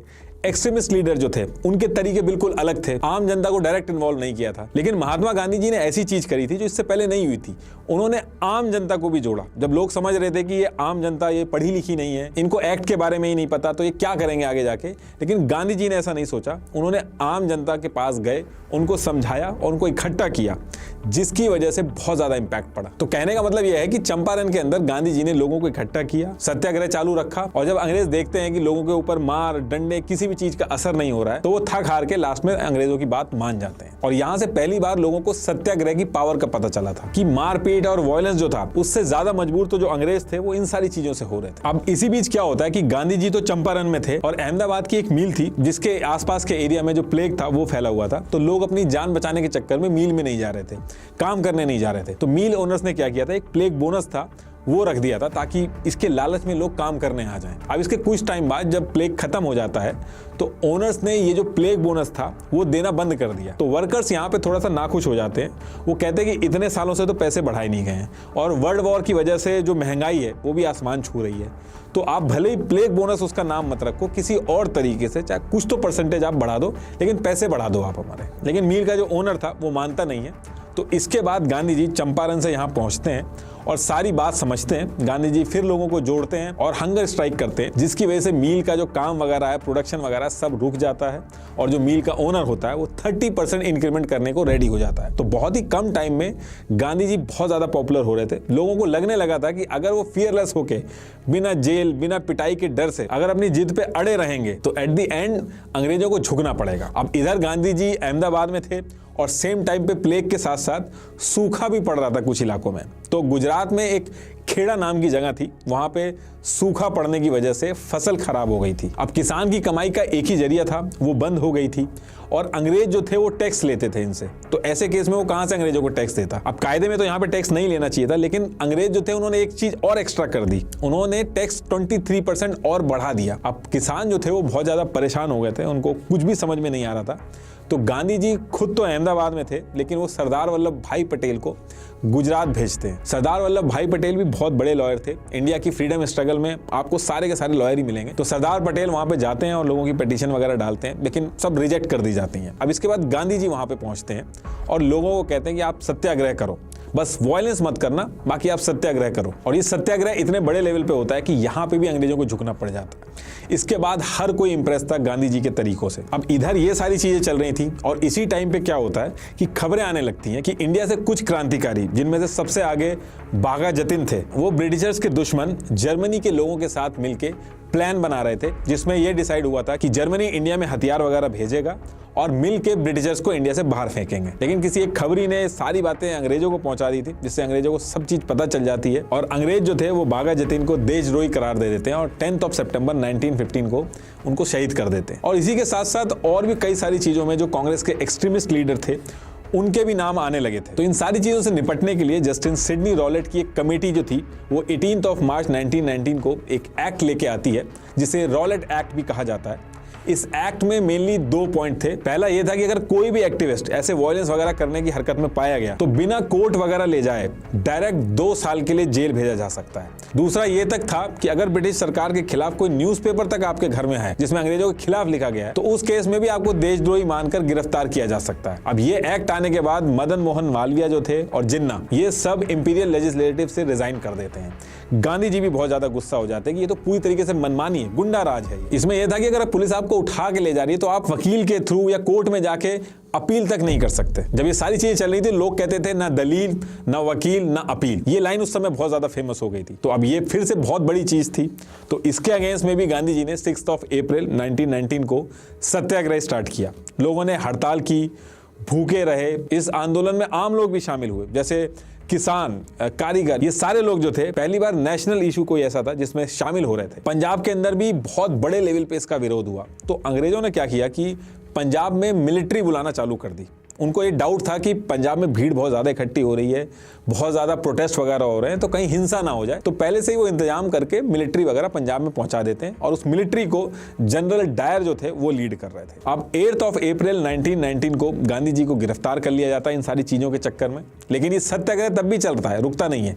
पंजाब में 2 कांग्रेस लीडर थे, डॉक्टर सैफुद्दीन और डॉक्टर सतपाल। इस सत्याग्रह को पंजाब के अंदर ये लीड कर रहे थे। तो 9 अप्रैल को जनरल डायर ने डॉक्टर सैफुद्दीन और डॉक्टर सत्यपाल को ये बोल के बुलाया कि उनसे बात करनी है इन सब चीजों के बारे में, लेकिन मिलने के बाद उनको धोखे से जेल में डाल दिया। अब इससे एक आम आदमी जो था उस एरिया का वो बहुत ज्यादा भड़क जाता है और ये सारी चीजें देख के सारे लोग मिलकर ये डिसाइड करते हैं कि 13 अप्रैल 1919 को बैसाखी भी है, हम सारे लोग जलियांवाला बाग एक जगह है वहां पे इकट्ठे होंगे, वहां पे अपना प्रोटेस्ट करेंगे। तो ये जो जलियांवाला बाग में प्रोटेस्ट करने की जो बातें हो रही थी, तो ये सारी चीजें 12 तारीख को जनरल डायर के पास पहुंच जाती हैं। तो वो क्या करते हैं कि पब्लिक गैदरिंग को बिल्कुल बैन कर देते हैं कि कहीं भी भीड़ इकट्ठी नहीं हो सकती। लेकिन उस टाइम पे सोशल मीडिया वगैरह तो था नहीं, तो खबर पहुंचने में भी टाइम लगता है। तो इस वजह से इतने कम टाइम में सबको पता ही नहीं चल पाया कि ऐसा कुछ बैन भी है। फिर 13 अप्रैल को करीब 10,000 लोग से ज्यादा जलियांवाला बाग पहुंच गए प्रोटेस्ट करने। अब इधर जनरल डायर जो थे उनको ये चीज पता चल जाती है और वो जलियांवाला बाग पहुंच जाते हैं। अब देखिए जलियांवाला बाग का जो स्ट्रक्चर था वहां से एक ही एंट्री थी और एक ही एग्जिट था और उसी पर्टिकुलर गेट पे जनरल डायर जो थे उसको ब्लॉक करके वहीं पे अपनी टीम के साथ खड़े हो जाते हैं और फायरिंग स्टार्ट करवा देते हैं। अब ब्रिटिशर्स के डेटा के हिसाब से 400 लोगों की जान गई है, लेकिन जो लोग वहां पे थे उनके हिसाब से 120 लाशें तो सिर्फ वहां पे जो कुआं था वहीं से निकली थी। पूरे देश में, इनफैक्ट देश के बाहर भी इसके बारे में बहुत हल्ला हुआ। गांधी जी इस चीज को सुन के बहुत ज्यादा हताश हो गए थे। उन्होंने 18 अप्रैल 1919 को इस सत्याग्रह को रोक दिया। लेकिन इस सत्याग्रह रोक तो दिया था, लेकिन यहां से ब्रिटिशर्स का जो बुरा टाइम था वो स्टार्ट होता है। इस इंसिडेंट को लेके हर तरफ से अंग्रेजों के ऊपर बहुत ज्यादा प्रेशर था। तो इस चीज के लिए ये लोग इंक्वायरी भी बैठाते हैं, एक हंटर कमेटी बनाते हैं जो इस पूरी चीज की इंक्वायरी करती है। और पूरी इंक्वायरी कंप्लीट होने के बाद जनरल डायर जो थे उनके ऊपर कोई एक्शन नहीं लिया जाता है। इनफैक्ट हाउस ऑफ लॉर्ड जो ब्रिटिशर्स का पार्लियामेंट होता है, वहां पे उल्टा जो जनरल डायर थे उनको एक देशभक्ति की तरह प्रेस किया गया और कुछ एक दो चीजें की गई, जिसमें जनरल डायर को उसकी पोजीशन से हटा के यूके भेज दिया गया था। और उसमें भी कहा जाता है कि उसकी सिक्योरिटी की वजह से भेजा गया था। और वहां की जो आम पब्लिक थी, जो यूके की पब्लिक थी, उन्होंने जनरल डायर के लिए 26,000 पाउंड का फंड रेज करके जनरल डायर को दिया था। तो इन सारी चीजों को सुन के, एक तो इंसाफ नहीं मिल रहा था, ये सारी चीजें सुन के पूरे इंडिया के अंदर लोग बहुत ज्यादा गुस्से में आ जाते हैं। और इसी टाइम पे गांधी जी मुस्लिम ग्रुप जो थे उनसे जाके बात करते हैं और उनको भी ब्रिटिशर्स के अगेंस्ट अपने साथ में ले आते हैं और कहते हैं कि आप हमारे साथ मिलकर नॉन कोऑपरेटिव मूवमेंट करो। मतलब कि अब ब्रिटिशर्स के साथ कोऑपरेशन नहीं करना है, उनके जो लॉ वगैरह है। अब ये जो नॉन कोऑपरेटिव मूवमेंट ये शुरू करते हैं, इसमें कुछ दिन के बाद कांग्रेस भी इसमें जुड़ जाती है। और ये जो कांग्रेस जुड़ती है, इसके मॉडरेट लीडर हो चाहे एक्सट्रीमिस्ट लीडर हो, दोनों आके जुड़ते हैं। अब ये वो टाइम था जब इंडिया के अंदर ब्रिटिशर्स के अगेंस्ट में सब एकजुट होना शुरू हो गए थे और इस पूरे नॉन कोऑपरेटिव मूवमेंट को गांधी जी लीड कर रहे थे। इस नॉन कोऑपरेटिव मूवमेंट की पहली डिमांड थी स्वराज, मतलब कि सेल्फ रूल। अभी तक भी ये बात नहीं हो रही थी कि पूर्ण स्वराज चाहिए, अभी सिर्फ इक्वालिटी और खुद से अपने रूल्स रेगुलेशन चलाने की बात हो रही थी। आजादी की बात अभी आगे होगी। और दूसरा जो नॉन कोऑपरेटिव मूवमेंट था, इसका एक ये भी एम था कि जो जलियांवाला का इंसिडेंट हुआ था उसमें जो दोषी थे उनको सजा दी जाए। तो ये जो मूवमेंट इन्होंने शुरू किया था, इसमें यह था कि जून 1920 को ये लोग डिसाइड करते हैं कि जितने भी अंग्रेजों के स्कूल्स हैं, कॉलेजेस हैं, लॉ फर्म्स हैं, इलेक्शन वगैरह ये जो करवा रहे हैं, इन सब को हम बॉयकॉट करेंगे और जो अवार्ड वगैरह दिए हैं ये सब भी लौटा देंगे। अब स्कूल्स वगैरह अगर बॉयकॉट करेंगे तो इसके लिए इन्होंने स्कूल्स वगैरह बनाए भी, जैसे जामिया इस्लामिया, काशी विद्यापीठ, गुजरात विद्यापीठ, ये सब उसी टाइम के बनाए गए। लोगों ने अदालत ना जाके पंचायत में अपने केस सॉल्व करना शुरू किया। फॉरेन गुड्स जो थे उनको बॉयकॉट कर दिया गया और गांधी जी ने कहा कि आप चरखा चलाओ और खुद अपने कपड़े बनाओ। कई बड़े लोग जैसे जवाहरलाल नेहरू, उनके फादर मोतीलाल नेहरू, सरदार वल्लभ भाई पटेल, राजेंद्र प्रताप, ये सब जो लॉयर थे, इन्होंने अपनी नौकरी छोड़ दी थी इस मूवमेंट की वजह से। लेकिन ये सारी चीजों में जिन्ना ज्यादा खुश नहीं थे, उनकी कई सारी ऐसी चीजें थी जो पूरी नहीं होनी थी। तो ये सब देख के जिन्ना जो थे वो कांग्रेस से रिजाइन कर देते हैं। अब ये नॉन कोऑपरेटिव मूवमेंट था, इसका इंपैक्ट जो था वो धीरे धीरे बढ़ रहा था। तो दिसंबर 1921 आते आते ब्रिटिशर्स ने प्रेस और पब्लिक मीटिंग पे बैन लगा दिया। तो ऐसे ही 4 फरवरी 1922 को यूपी के गोरखपुर में चौरी चौरा नाम की एक जगह थी, वहां पे भी नॉन कोऑपरेशन मूवमेंट जो था उसको लेकर प्रोटेस्ट हो रहे थे, नारे लग रहे थे अंग्रेजों के खिलाफ। अब ऐसे में क्या होता है कि लोकल दरोगा जो था उसने लाठीचार्ज स्टार्ट कर दी थी और इधर से भीड़ ने भी पत्थर फेंकना स्टार्ट कर दिए थे। तो फिर पुलिस वाले क्या करते हैं कि वो पुलिस स्टेशन में घुस जाते हैं और भीड़ क्या करती है, वो गुस्से में पूरे के पूरे पुलिस स्टेशन में आग लगा देती है और 22 पुलिस वालों की जान चली जाती है। अब ये सारी चीजें देख के गांधी जी बहुत ज्यादा शॉक्ड हो जाते हैं, क्योंकि हमेशा से वो ये बात कर रहे थे कि वायलेंस नहीं होना चाहिए था। वो इतने ज्यादा डिसअपॉइंट हो जाते हैं कि 12 फरवरी 1922 को उन्होंने ये जो नॉन कोऑपरेटिव मूवमेंट था इसको बंद कर दिया। और अंग्रेजों ने क्या किया कि ये सारी चीजों की वजह से गांधी जी को 6 साल के लिए जेल में डाल दिया। अब ये सारी चीजें देख के लोगों को लगने लगा था कि जो स्वराज, हड़ताल, ये वाला जो तरीका है, इससे कुछ होने वाला नहीं है, बस टाइम खराब होगा।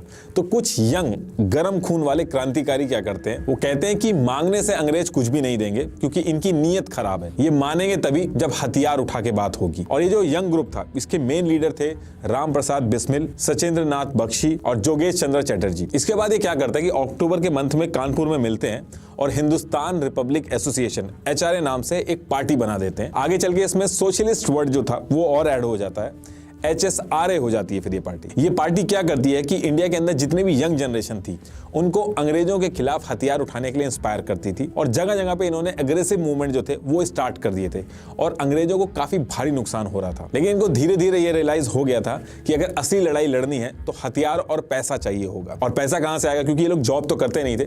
तो इनको एक खबर मिलती है 9 अगस्त 1925 को एक ट्रेन शाहजहांपुर से लखनऊ जाएगी और रेलवे स्टेशन का जो पैसा कलेक्ट होता है वो सारा का सारा उसी ट्रेन में होगा, जिसको अंग्रेज जो है वो गवर्नमेंट के खजाने में डालेंगे। और जैसे ये खबर मिलती है, ये लोग क्या करते हैं कि इस खजाने को लूटने की प्लानिंग स्टार्ट कर देते हैं। मेन ऑब्जेक्टिव ये था कि इसमें से पैसा लूट के हथियार खरीदेंगे। ये लोग यंग 20 से 25 क्रांतिकारियों की टीम बनाते हैं और मेन प्लानिंग इसमें करते हैं राजेंद्र नाथ लहरी। इन 20 से 25 लोगों की जो टीम बनी थी, इसमें थे राम प्रसाद बिस्मिल, अशफाक उल्ला खान, रोशन सिंह, चंद्रशेखर आजाद, सचिंद्र नाथ सान्याल। अब इसके बाद डेट आती है 9 अगस्त 1925 और प्लान के हिसाब से ये लोग काकोरी स्टेशन के पास ट्रेन की चेन खींच देते हैं। ट्रेन के अंदर 4601 रुपीज थे, उसको ये लोग लूट लेते हैं और लूटते टाइम एक पैसेंजर को गोली भी लग जाती है और उसकी जान चली जाती है। और ये जो इंसिडेंट हुआ था इसको काकोरी कांड भी बोला जाता था। इस इंसिडेंट के बाद अंग्रेजों के बीच में अफरा तफरी मच गई थी। ये पूरा का पूरा मामला उन्होंने सीआईडी ऑफिसर हार्टन को दे दिया था और इंक्वायरी कंप्लीट होने के बाद सितंबर 1925 तक ये लोग 40 यंग क्रांतिकारियों को अरेस्ट करते हैं। बाकी अशफाक उल्लाह खान और सचिंद्र नाथ बख्शी को 1 साल बाद पकड़ पाते हैं, लेकिन चंद्रशेखर आजाद जो थे उनको नहीं पकड़ पाते हैं। और फिर आगे चल के चंद्रशेखर आजाद जो थे वही HRA यानी कि हिंदुस्तान रिपब्लिकन एसोसिएशन था, उसको यही चलाते थे। इसके बाद 1 मई 1926 को स्पेशल सेशन कोर्ट में इनके ट्रायल होते हैं और फिर 6 अप्रैल 1927 को फैसला सुनाया जाता है, जिसमें राम प्रसाद बिस्मिल, रोशन सिंह, राजेंद्र नाथ लहरी और अशफाक उल्लाह खान को फांसी सुना दी जाती है और 16 लोगों को 3 से 14 साल की जेल की सजा सुना दी जाती है। और 2 क्रांतिकारी क्या करते हैं, वो सरकारी गवाह बन जाते हैं और अपनी जान बचा लेते हैं और बाकी लोग जो थे वो सबूत ना मिलने से या तबीयत खराब होने की वजह से बच जाते हैं। अब यहाँ से चीजें आउट ऑफ कंट्रोल हो रही थी और ब्रिटिश गवर्नमेंट क्या करती है, जॉन साइमन को बुला के और कहती है कि जो गवर्नमेंट ऑफ इंडिया एक्ट 1919 है इसमें थोड़े रिफॉर्म लाने की जरूरत है। एक्चुअली जो अनरेस्ट था उसको अपने कंट्रोल में करने के लिए ये सारी चीजें की जा रही थी। अब क्योंकि जॉन साइमन जो थे वो इस पूरे कमीशन के चेयरमैन बन के हेड कर रहे थे, इसलिए जो पूरा कमीशन था इसको साइमन कमीशन बोला जाता है और जानबूझ के एक भी इंडियन इस कमीशन में नहीं रखा जाता है। अब ये सारी चीजें देख के इंडियन लीडर जो थे वो बहुत ही ज्यादा भड़क जाते हैं कि इंडियन का फ्यूचर आप डिसाइड कर रहे हो बिना इंडियन से कंसल्ट करे, ये किस तरीके का जस्टिस हुआ हमारे साथ। और इसी टाइम पे दिसंबर का मंथ भी चल रहा था तो कांग्रेस का जो सेशन था वो भी होना था।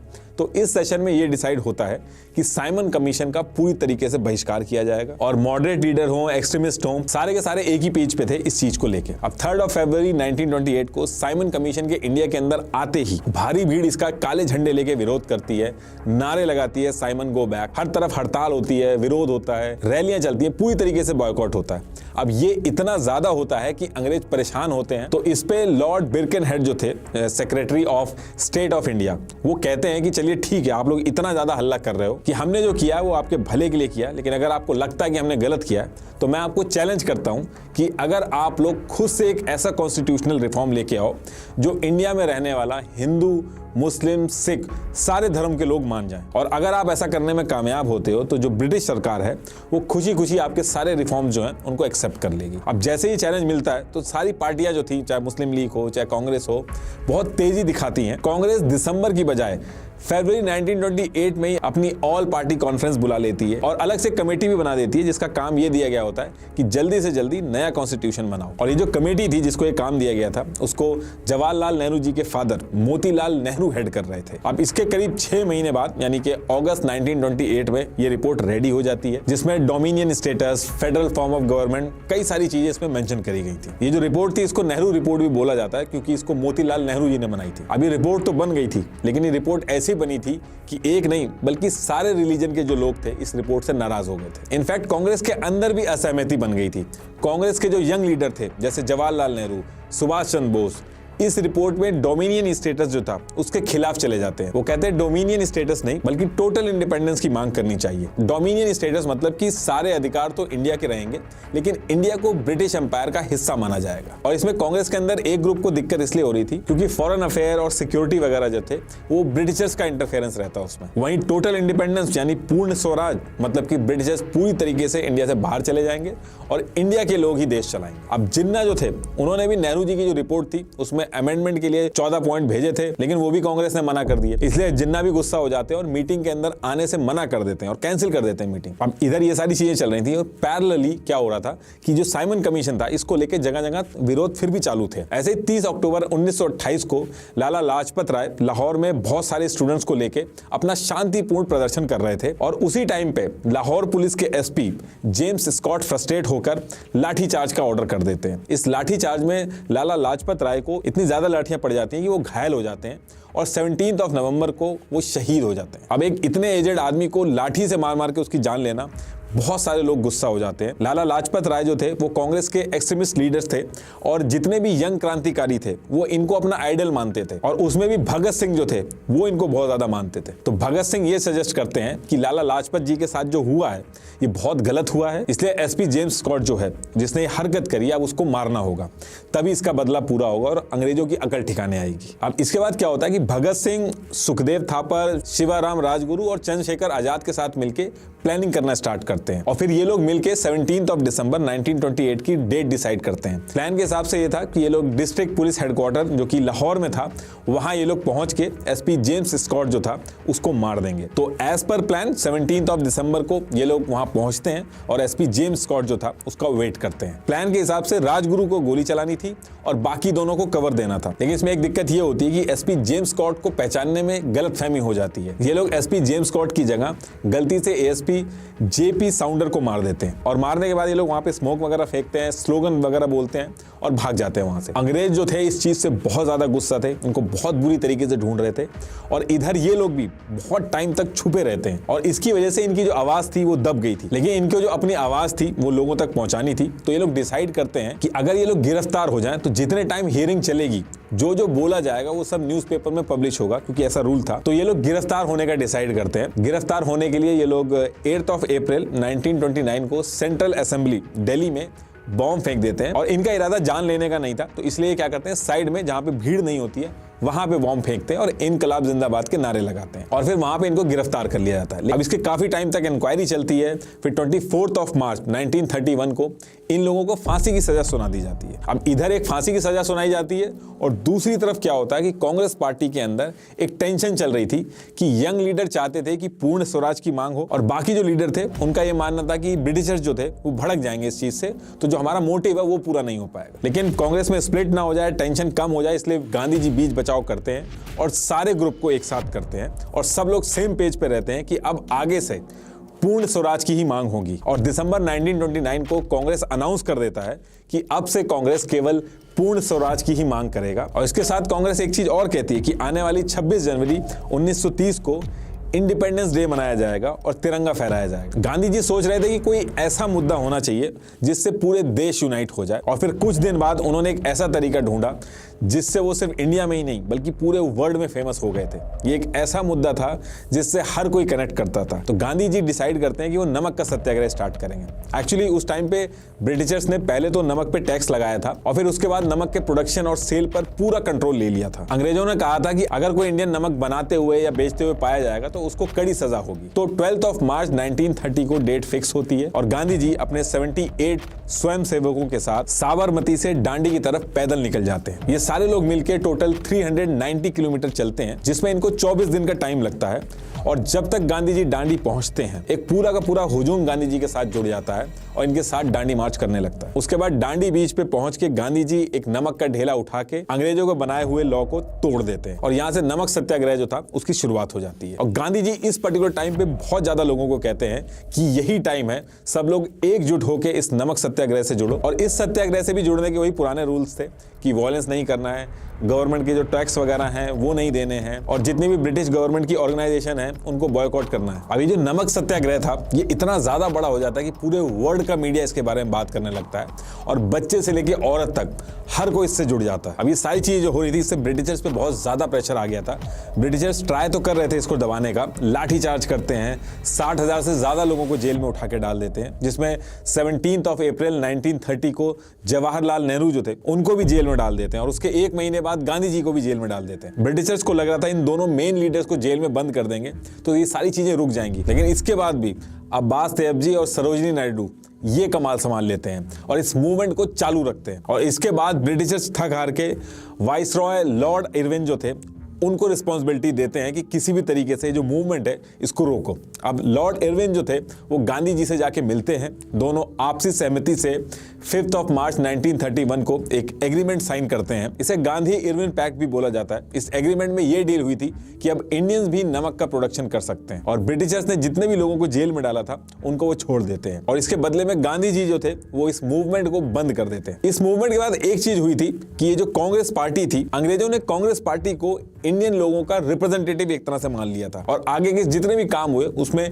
कांग्रेस को रिप्रेजेंटेटिव मानते हुए किया, जो कि कांग्रेस के लिए बहुत बड़ी विन थी। अब इधर ये मूवमेंट बंद तो हो जाता है, लेकिन दूसरी तरफ भगत सिंह जी की जो फांसी थी उसकी डेट पास आ जाती है और कई इंडियन लीडर उनको बचाने के लिए लगातार मर्सी अपील कर रहे थे, पर सब रिजेक्ट हो जा रही थी। और फिर 24 मार्च की जगह एक दिन पहले 23 मार्च की शाम को ही भगत सिंह जी को फांसी दे दी जाती है और वो शहीद हो जाते हैं। कुछ लोग गांधी जी को भी ब्लेम करते हैं कि अगर वो चाहते तो भगत सिंह को बचा सकते थे, क्योंकि इस मूवमेंट के बाद अंग्रेज जो थे वो गांधी जी के सामने बैकफुट पे थे और अगर गांधी जी कहते अंग्रेजों को तो उनको उनकी बात माननी पड़ती जैसे बाकी बात मानी थी। अब इसके बाद क्या होता है कि ईयर 1938 और 1939 दिसंबर में कांग्रेस के जैसे सेशन होते हैं दिसंबर के मंथ में, तो वो होते हैं और इन दोनों सेशन में सुभाष चंद्र बोस जो थे वो प्रेसिडेंट बनते हैं। लेकिन सुभाष चंद्र बोस जो थे वो थे तो कांग्रेस में, लेकिन गांधी जी की जो नॉन वायलेंस वाली थ्योरी थी उससे एग्री नहीं करते थे और उनका मन था कि कांग्रेस ये हड़ताल वगैरह के रास्तों को छोड़ के उनसे ऊपर उठे। उनका मानना था कि अग्रेशन और वायलेंस के बिना आजादी नहीं मिलेगी। बात इतनी ज्यादा बढ़ जाती है गांधी जी और सुभाष चंद्र बोस जी के बीच में कि गांधी जी साफ मना कर देते हैं सुभाष चंद्र बोस जी के साथ काम करने के लिए और सुभाष चंद्र बोस क्या करते हैं कि वो कांग्रेस के अंदर रिजाइन डाल देते हैं और अलग से एक अपनी पार्टी बना लेते हैं, ऑल इंडिया फॉरवर्ड ब्लॉक। अब सेम टाइम पे यानी कि सितंबर 1939 में सेकेंड वर्ल्ड वॉर भी शुरू हो जाती है और लॉर्ड लिनलिथ-ग्लो बिना किसी इंडियन या इंडियन लीडर के किसी से भी बिना पूछे डिक्लेयर कर देते हैं कि इस वॉर में जर्मनी के खिलाफ इंडिया हमारे साथ है और इंडिया के लोग हमारे साथ हैं। इससे कांग्रेस के जो लीडर थे वो काफी गुस्सा हो जाते हैं कि इंडिया के बिहाफ पे ये जो उन्होंने बोला ये गलत बोला है और इस पर्टिकुलर चीज को लेके कांग्रेस लीडर जो थे वो फिर से रिजाइन करना स्टार्ट कर देते हैं। और जब बात ज्यादा बढ़ जाती है तो लिनलिथ-ग्लो 8 अक्टूबर 1940 को एक प्रपोजल भी देते हैं, आप जो जो डिमांड कर रहे हैं इंडिया के लिए हम आपकी सारी बातें मान लेते हैं, बस एक चीज का आपको ध्यान रखना होगा कि ये सारी चीजें एप्लीकेबल होंगी सेकेंड वर्ल्ड वॉर खत्म होने के बाद। लेकिन जो कांग्रेस के लीडर थे उनको इनकी बात पे कॉन्फिडेंस नहीं आ रहा था तो वो इस प्रपोजल को रिजेक्ट कर देते हैं। इस ऑफर को ऑगस्ट ऑफर भी बोला जाता है। जब ये ऑफर रिजेक्ट हो जाता है, लेकिन ब्रिटिशर्स जो थे उनको इंडिया की नीड बहुत ज्यादा थी, यहां तक कि ब्रिटिशर्स ये तक कह देते कि इंडिया को हम डोमिनियन स्टेटस दे देंगे, बस वॉर खत्म होने तक का वेट करना होगा और इस वॉर में हमारा आप साथ दीजिए। लेकिन अब इंडियन लीडर्स को डोमिनियन स्टेटस में कोई इंटरेस्ट नहीं था, उनको पूर्ण स्वराज चाहिए था, फुल इंडिपेंडेंस। और यहां से ब्रिटिशर्स के लिए हर तरफ से चीजें खराब होना चालू हो जाती है। उधर सुभाष चंद्र बोस जो थे वो लगातार इंडिया के कोने कोने में इंडिपेंडेंस की जो एक्टिविटीज थी उनको बहुत तेजी से बढ़ा रहे थे, इसलिए उनको दिसंबर 1940 में ब्रिटिशर्स उनको जेल में डाल देते हैं। लेकिन वहां पे भी हंगर स्ट्राइक वगैरह करने लगते हैं, वो तबीयत खराब हो जाती है उनकी। तो कुछ दिन बाद ही सुभाष चंद्र बोस को उनके ही घर में उनको हाउस अरेस्ट कर दिया जाता है, मतलब कि उन्हीं के घर में उनको बंद करके पुलिस और जासूस वगैरह लगा दिए जाते हैं ताकि कोई एक्टिविटी ना हो पाए। लेकिन सुभाष चंद्र बोस क्या करते हैं, वो अपना भेष बदल के जैसे तैसे करके वहां से बच के निकल लेते हैं और इसके बाद वो दुश्मन का दुश्मन दोस्त वाला प्लान बना के अफगानिस्तान और रशिया के रास्ते होते हुए दिसंबर 1941 को जर्मनी के पास पहुंचते हैं, जो ब्रिटिशर्स के अगेंस्ट में था। जब सुभाष चंद्र बोस जर्मनी पहुंचते हैं तो वहां पे सब उनको नेताजी नाम से बुलाने लगते हैं और नेताजी जुगाड़ लगा के हिटलर से भी मिलते हैं और वहां पे उनको प्रपोजल रखते हैं कि आपने जो ब्रिटिश इंडियन आर्मी के सैनिकों को बंदी बना रखा है उनको आप मुझे दे दीजिए, हम मिलकर ब्रिटेन के खिलाफ लड़ाई लड़ेंगे। और हिटलर इस चीज को लेकर मान जाता है और फिर इसके बाद नेताजी जापान के लिए निकल जाते हैं। इंडिया के बाहर अलग अलग देश जाके सुभाष चंद्र बोस जी अपने हिसाब से इंडिया की लड़ाई लड़ रहे थे। इधर इंडिया के अंदर गांधी जी अंग्रेजों के खिलाफ एक नया मूवमेंट स्टार्ट करने का डिसाइड करते हैं। उनका प्लान था कि 8 अगस्त 1942 को वो क्विट इंडिया मूवमेंट करेंगे। बाकी के जो मूवमेंट्स किए थे उन्होंने उसी तरीके से ये भी था, इसमें भी नॉन वायलेंस था, लेकिन इसमें गांधी जी ने कुछ रूल्स चेंज कर दिए थे। इसमें गांधी जी ने सबको समझाया था कि सरकारी नौकरी इस बार छोड़नी नहीं है, बल्कि नौकरी में रह के आंदोलन करने हैं। जैसे मान लो कोई सिपाही है, अगर उसको इंडियंस को मारने को कहता है तो अंग्रेजों को मना करना है ये काम करने से। और गांधी जी ने ये भी समझाया कि इस बार ये मूवमेंट बहुत बड़ा होगा तो ये लीडर्स को फिर से जेल में डालेंगे, लेकिन झुकना नहीं है, डू और डाई फॉलो करना है, कर जाओ या फिर करते हुए मर जाओ, लेकिन इस बार पीछे नहीं हटना है क्योंकि दोबारा ऐसा मौका नहीं आएगा। इधर गांधी जी अपना भाषण देते हुए लोगों को समझा रहे होते हैं और दूसरी तरफ कुछ ही घंटों में अंग्रेज गिरफ्तारी शुरू कर देते हैं। ऑलमोस्ट सारे लीडर, जितने भी मेन लीडर थे, सबको उठा के जेल में डाल देते हैं और गांधी जी को नजरबंद कर दिया जाता है। अब यहाँ पे दिक्कत ये हो गई थी कि लीडर्स नहीं थे तो जो क्राउड था, जो आम जनता थी, वो वायलेंट हो गई थी। जगह जगह आग लगा दे रहे थे, सरकारी ऑफिस जो थे वहां पे आग लगा दे रहे थे, पीटना शुरू कर दे रहे थे ऑफिसर जो थे, रेलवे वगैरह जो थे वहां पे तोड़फोड़ स्टार्ट हो गई थी। और फिर ये सारी चीजें देख के अंग्रेज जो थे वो बहुत ज्यादा गुस्से में आ गए थे। अंग्रेजों ने कई जगह पे फायरिंग स्टार्ट करा दी थी। कुछ ही महीनों के अंदर 1 लाख से ज्यादा लोगों को जेल के अंदर डाल दिया था, हजारों लोगों की जान चली गई थी। तो कुल मिला के ये था कि अंग्रेजों को इस मूवमेंट ने घुटने पे लाके खड़ा कर दिया था। दूसरी तरफ इंडिया के बाहर सुभाष चंद्र बोस जो थे वो अपनी प्लानिंग रेडी कर रहे थे। वो जर्मनी में डायरेक्ट हिटलर से बात करने के बाद सीधे पहुंचते हैं जापान।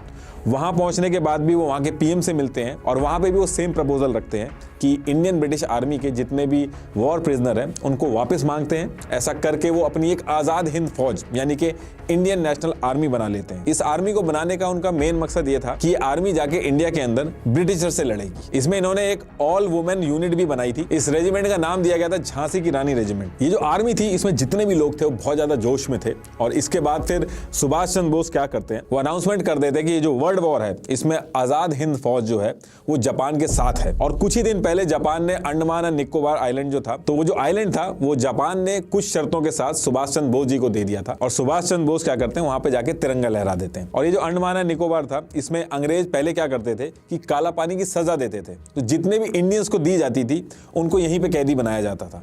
तो इन लोगों को भी नेताजी ने अपनी फौज में शामिल कर लिया था। और इन्होंने अपनी आजाद हिंद की फौज से सबसे यही कहा था कि तुम मुझे खून दो, मैं तुम्हें आजादी दूंगा, दिल्ली चलो, इस तरीके के नारे दिए थे। अब इसके बाद मार्च के महीने में ईयर 1944 में नेताजी जापान के साथ मिलके इंडिया की तरफ घुसते हैं। फिर बैटल ऑफ कोहिमा और बैटल ऑफ इम्फाल ये सारी होती हैं। ब्रिटिशर्स के साथ सुभाष चंद्र बोस जी की जो आजाद हिंद फौज थी उसकी 1 महीने तक लड़ाई चलती है। और फिर उसके बाद 14 अप्रैल 1944 को मोइरंग के अंदर आजाद हिंद फौज जो थी वो वहां पे जीत जाती है और अपना झंडा फहरा देती है। और अगले 2-3 महीने में मणिपुर, नागालैंड, इनके काफी इलाके जो थे वो आजाद हिंद फौज इस पे कब्जा कर लेती है। लेकिन इसी बीच में एक दिक्कत हो जाती है, जापान के ऊपर न्यूक्लियर बम गिरा दिया जाता है। जापान सरेंडर कर देता है, लेकिन आजाद हिंद फौज जो थी वो लगी रहती है।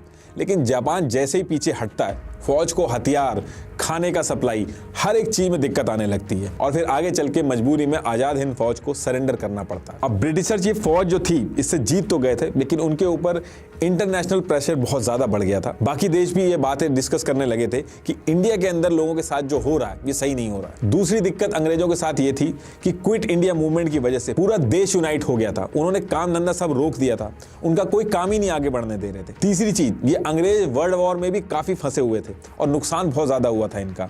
और आजाद हिंद फोर्स ने जो नुकसान किया था इसको देख के ब्रिटिशर जो थे वो बहुत ज्यादा शॉक्ड थे। ये जीत तो गए थे, लेकिन ब्रिटिश आर्मी में जो इंडियन सिपाही थे उनसे इनका विश्वास जो था वो पूरी तरीके से उड़ गया था। उनको ये चीज रियलाइज हो गई थी किसी न किसी तरीके से अगर ये किसी रिवॉल्ट को दबा भी देंगे तो उनके जो सिपाही हैं, जिसमें सबसे ज्यादा इंडियन सिपाही हैं, वो एक्चुअली उनके खिलाफ ही हैं। तो आज वो दबा भी देंगे तो कुछ टाइम बाद फिर से रिवॉल्ट होगा। ये एक नेवर एंडिंग प्रोसेस हो गया था जिसमें उनका नुकसान होना तय था। और मेन जो अंग्रेज आए थे वो इंडिया के रिसोर्सेज को पूरी तरीके से लेने आए थे। इंडिया के रिसोर्स को पूरी तरीके से यूज करके इंडिया को गरीब तो उन्होंने ऑलरेडी बना ही चुके थे। तो ये सारी चीजें थी, यूके की जो पॉलिटिक्स थी वहां पे भी ये सारी चीजें डिस्कस हो रही थी कि इंडिया में ये जो चल रहा है ये एक नुकसान का सौदा है। अब इसके बाद यूके के अंदर चुनाव आने वाले होते हैं और जो ऑपोजिशन पार्टी थी यानी कि लेबर पार्टी थी, उसने अपने मैनिफेस्टो में बोल दिया कि इंडिया को वो सेल्फ गवर्नेंस देंगे। उनका मानना था कि यूके अगर इंडिया से बाहर निकल आए तो ही उसके लिए बढ़िया है। और उन्होंने ये भी बोला कि अगर वो जीत जाएंगे तो इंडिया को फ्री कर देंगे। और फिर इसके बाद यूके के अंदर जनरल इलेक्शन होते हैं। लेबर पार्टी के क्लेमेंट एटली यूके के प्राइम मिनिस्टर बनते हैं और सितंबर 1945 को वो अनाउंसमेंट करते हैं कि दिसंबर 1945 से जनवरी 1946 में इंडिया के अंदर वो इलेक्शन करवाएंगे और इंडिया की जनता जिन कैंडिडेट्स को इलेक्शन में जितवाएगी उनके हिसाब से ही कॉन्स्टिट्यूशनल असेंबली बनाई जाएगी, जो कि इंडिया का खुद का अपना कॉन्स्टिट्यूशन होगा। और फिर 2 साल बाद 10 फरवरी 1947 को यूके के पीएम एटली एक हिस्टोरिकल स्पीच देते हैं जिसमें वो बोलते हैं कि अगले साल जून में यानी कि जून 1948 में इंडिया को इंडिपेंडेंस दे दी जाएगी और इंडिया का खुद का कॉन्स्टिट्यूशन होगा। इंडिया एक इंडिपेंडेंट कंट्री होगी जिसको इंडियंस चलाएंगे और ब्रिटिशर्स इंडिया से बाहर चले जाएंगे। और जैसा वो कहते हैं वैसा ही होता है, लेकिन आजादी की डेट चेंज होती है। जून 1948 की बजाय अगस्त 1947 में हमें आज़ादी मिलती है। अब ये 10 महीने पहले क्यों आज़ादी मिली, इसको हम जो इस सीरीज के आगे जो वीडियो बनाएंगे उसमें जो बंटवारे वाली वीडियो बनाएंगे, इंडिया पाकिस्तान का कैसे बंटवारा हुआ, उसमें ये चीज आपको पता चलेगी। लास्ट में एक बार फिर से आपको बता दूं कि कुक्कू एफएम की ऑडियो बुक आजाद हिंद सरकार ड्रीम ऑफ अ वॉरियर जरूर सुनिएगा, लिंक मैंने डिस्क्रिप्शन में दे दिया। Thank you.